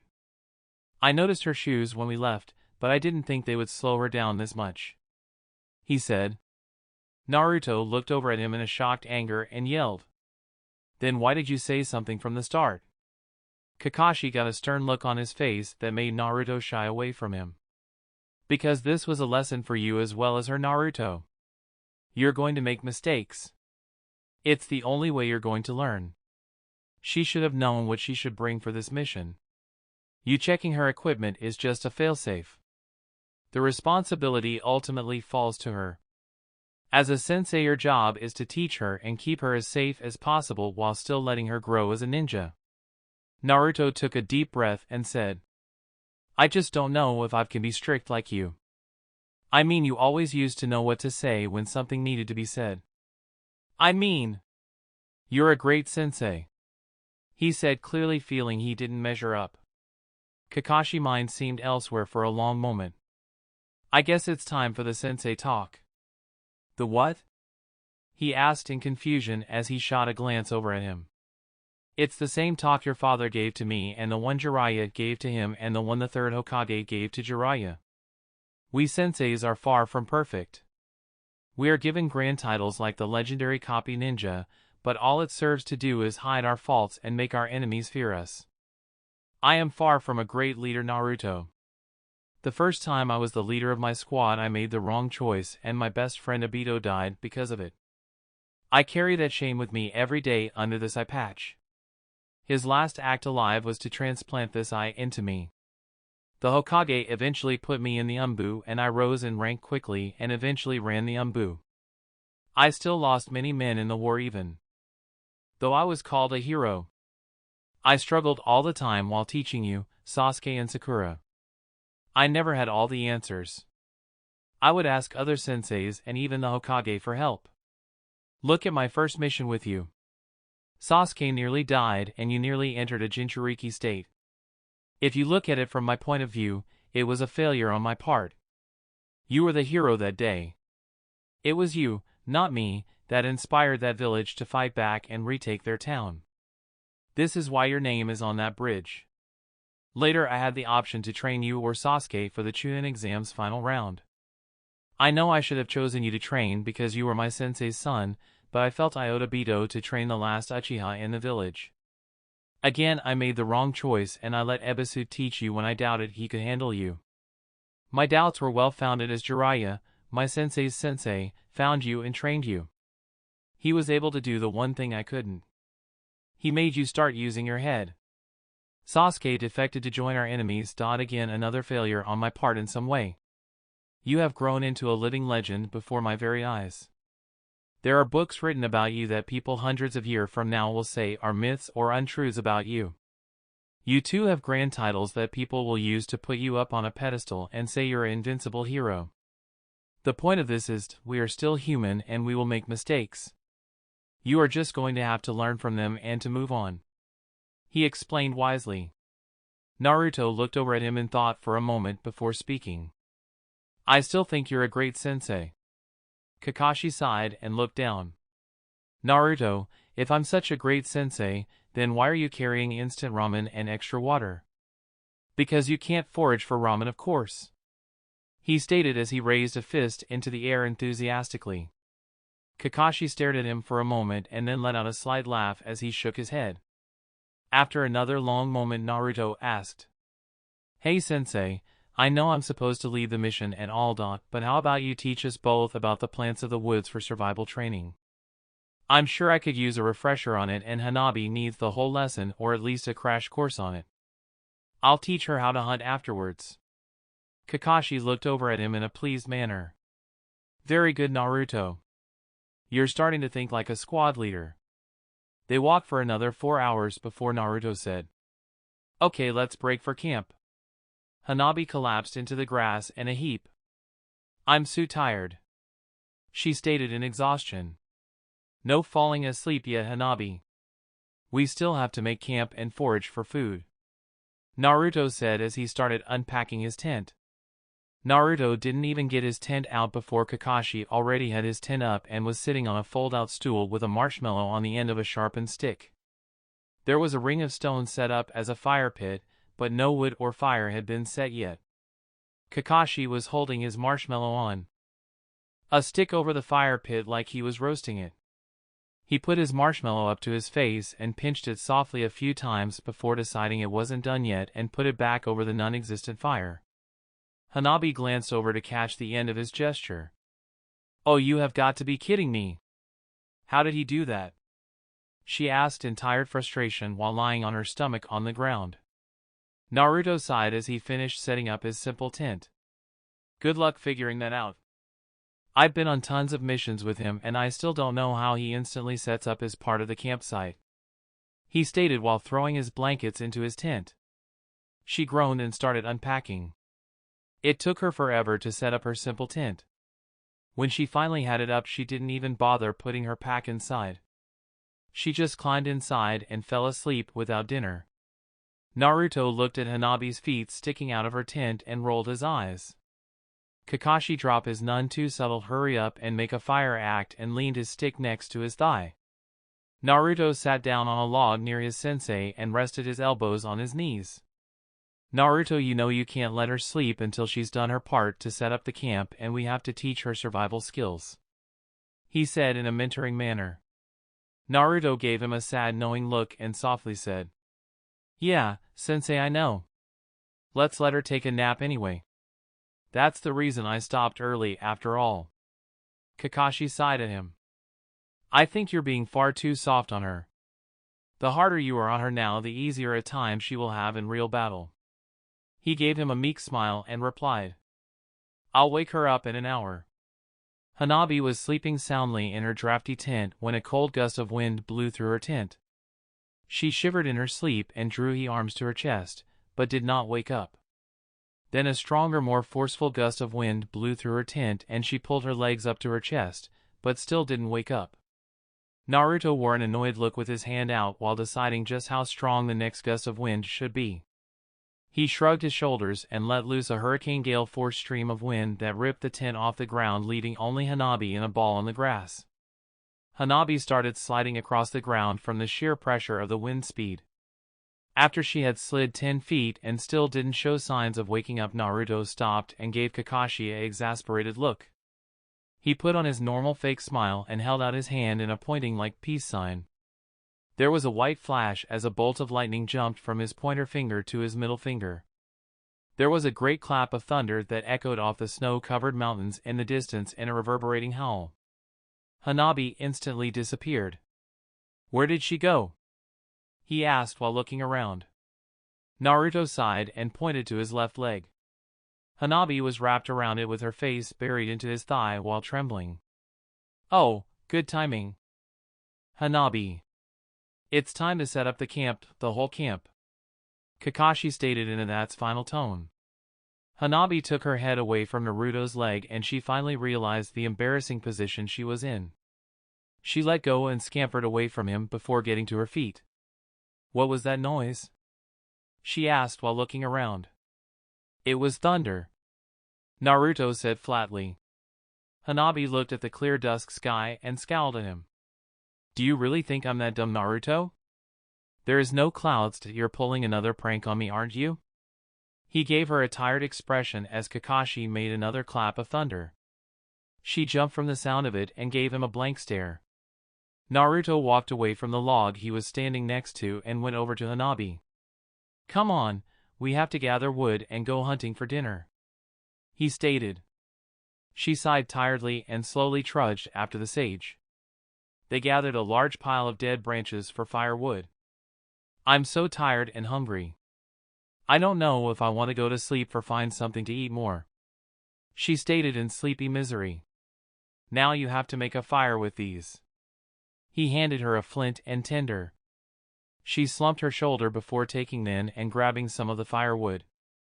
Much to Naruto and Kakashi's surprise, she had a fire going in a matter of moments. There. Can I go back to sleep now? It's dark out now, she stated while rubbing her sore legs. No, we have to find something for dinner, he said in a short manner. You never go to bed on an empty stomach. If you do, you'll be weak in the morning, Kakashi stated. Hanabi, hunting should be easy for you with your Byakugan. The hunting part of setting up the campsite is almost always given to the Hyuga in the squad if there is one, Kakashi stated. I actually get to use chakra this time?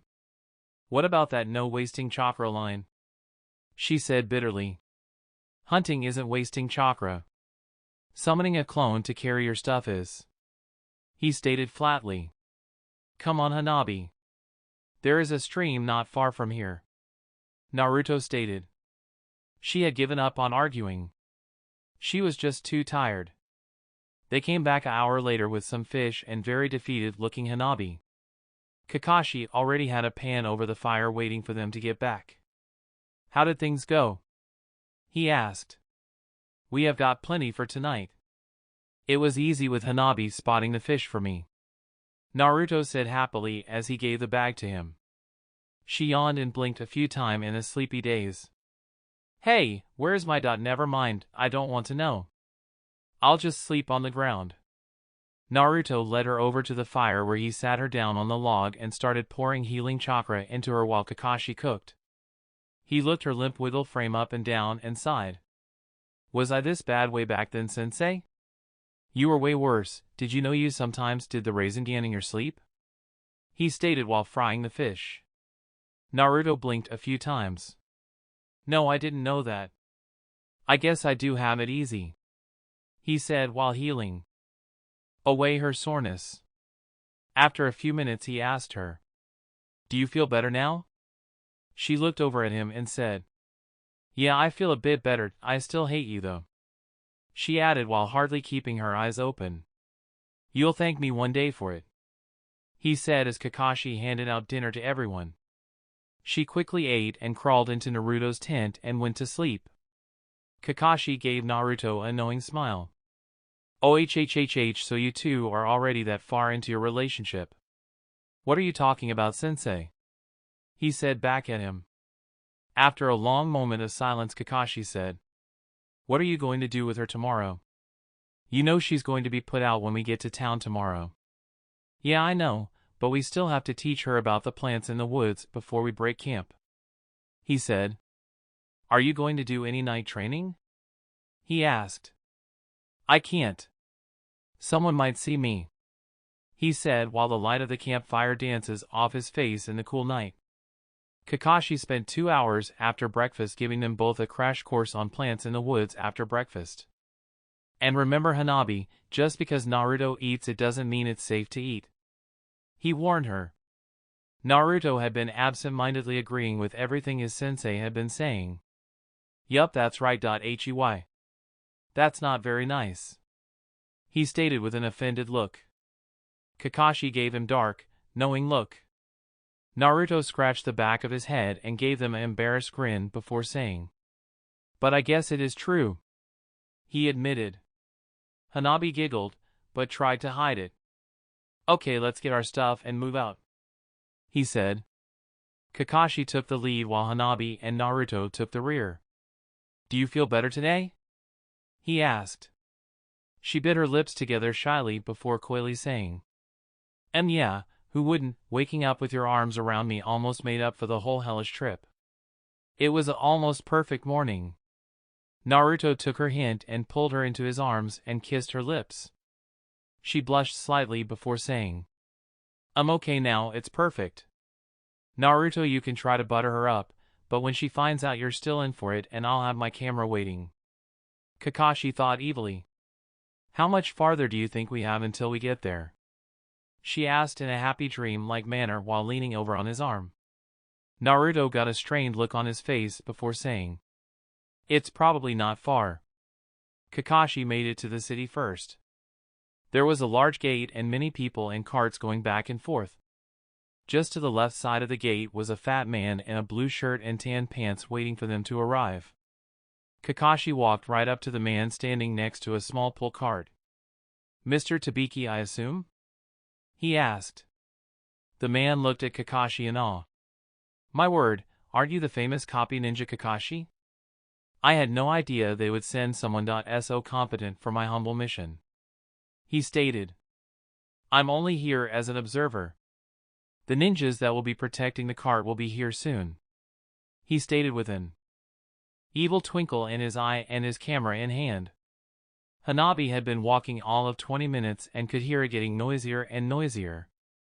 The louder it got, the more Hanabi's good mood faded and the more uncomfortable Naruto looked. After 3 minutes they rounded a bend and could clearly see the gates to the city. Kakashi was smiling next to the fat merchant and his cart. Hanabi's fists were clenched and she was fuming mad. Naruto walked up to the merchant. "Hello, Mr. Tabiki. We are here to deliver your shipment," he said as he handed him the scroll. The merchant didn't even open it before saying, "Are you the real Naruto?" he asked intently. Naruto was clearly uncomfortable with the way Hanabi was staring daggers at him. Yes, I am." Hanabi spoke through gritted teeth in a low growl. "I'll tell you what he is, he's dead meat. Byakugan!" she yelled and launched an assault of strikes on him. Naruto barely managed to avoid her barrage before saying, "Hey, come on, don't do anything hasty." Her assault was relentless as she chased after him while yelling, "Hasty? You witless wart sage! You had me camp out in the wood and dragged me through all that hell when we were this close to town?" The merchant was shocked and asked, "Who is that? Is she a demon? Who could beat the great sage back like that?" Even the gate guards didn't dare enter a fight that the great sage was having trouble handling. Kakashi was happily clicking away with his camera and said, "That is his teammate, his student, and most importantly his girlfriend Hanabi Hyuga. I'm going to seal every ounce of chakra you have once I get my hands on you. I could have slept in a warm bed and had a hot bath," she screamed while throwing rocks at him. The merchant stated though wide eyes, "I don't think I'll be accompanying the cart this time. To feel it's in good hands." He quickly retreated to a safer area. Kakashi cheered her on. "Come on, with more feeling," he said while getting a particularly good shoot of a rock hitting him in the head. "Kami, why don't my students ever respect me?" Naruto yelled as he grabbed the cart and dashed off in perfect Guy Sensei fashion. That's it for this video. I hope you all enjoyed the video. Don't forget to like the video, subscribe to the channel, and follow me on my other social media accounts. Anime God here, and I'm signing off.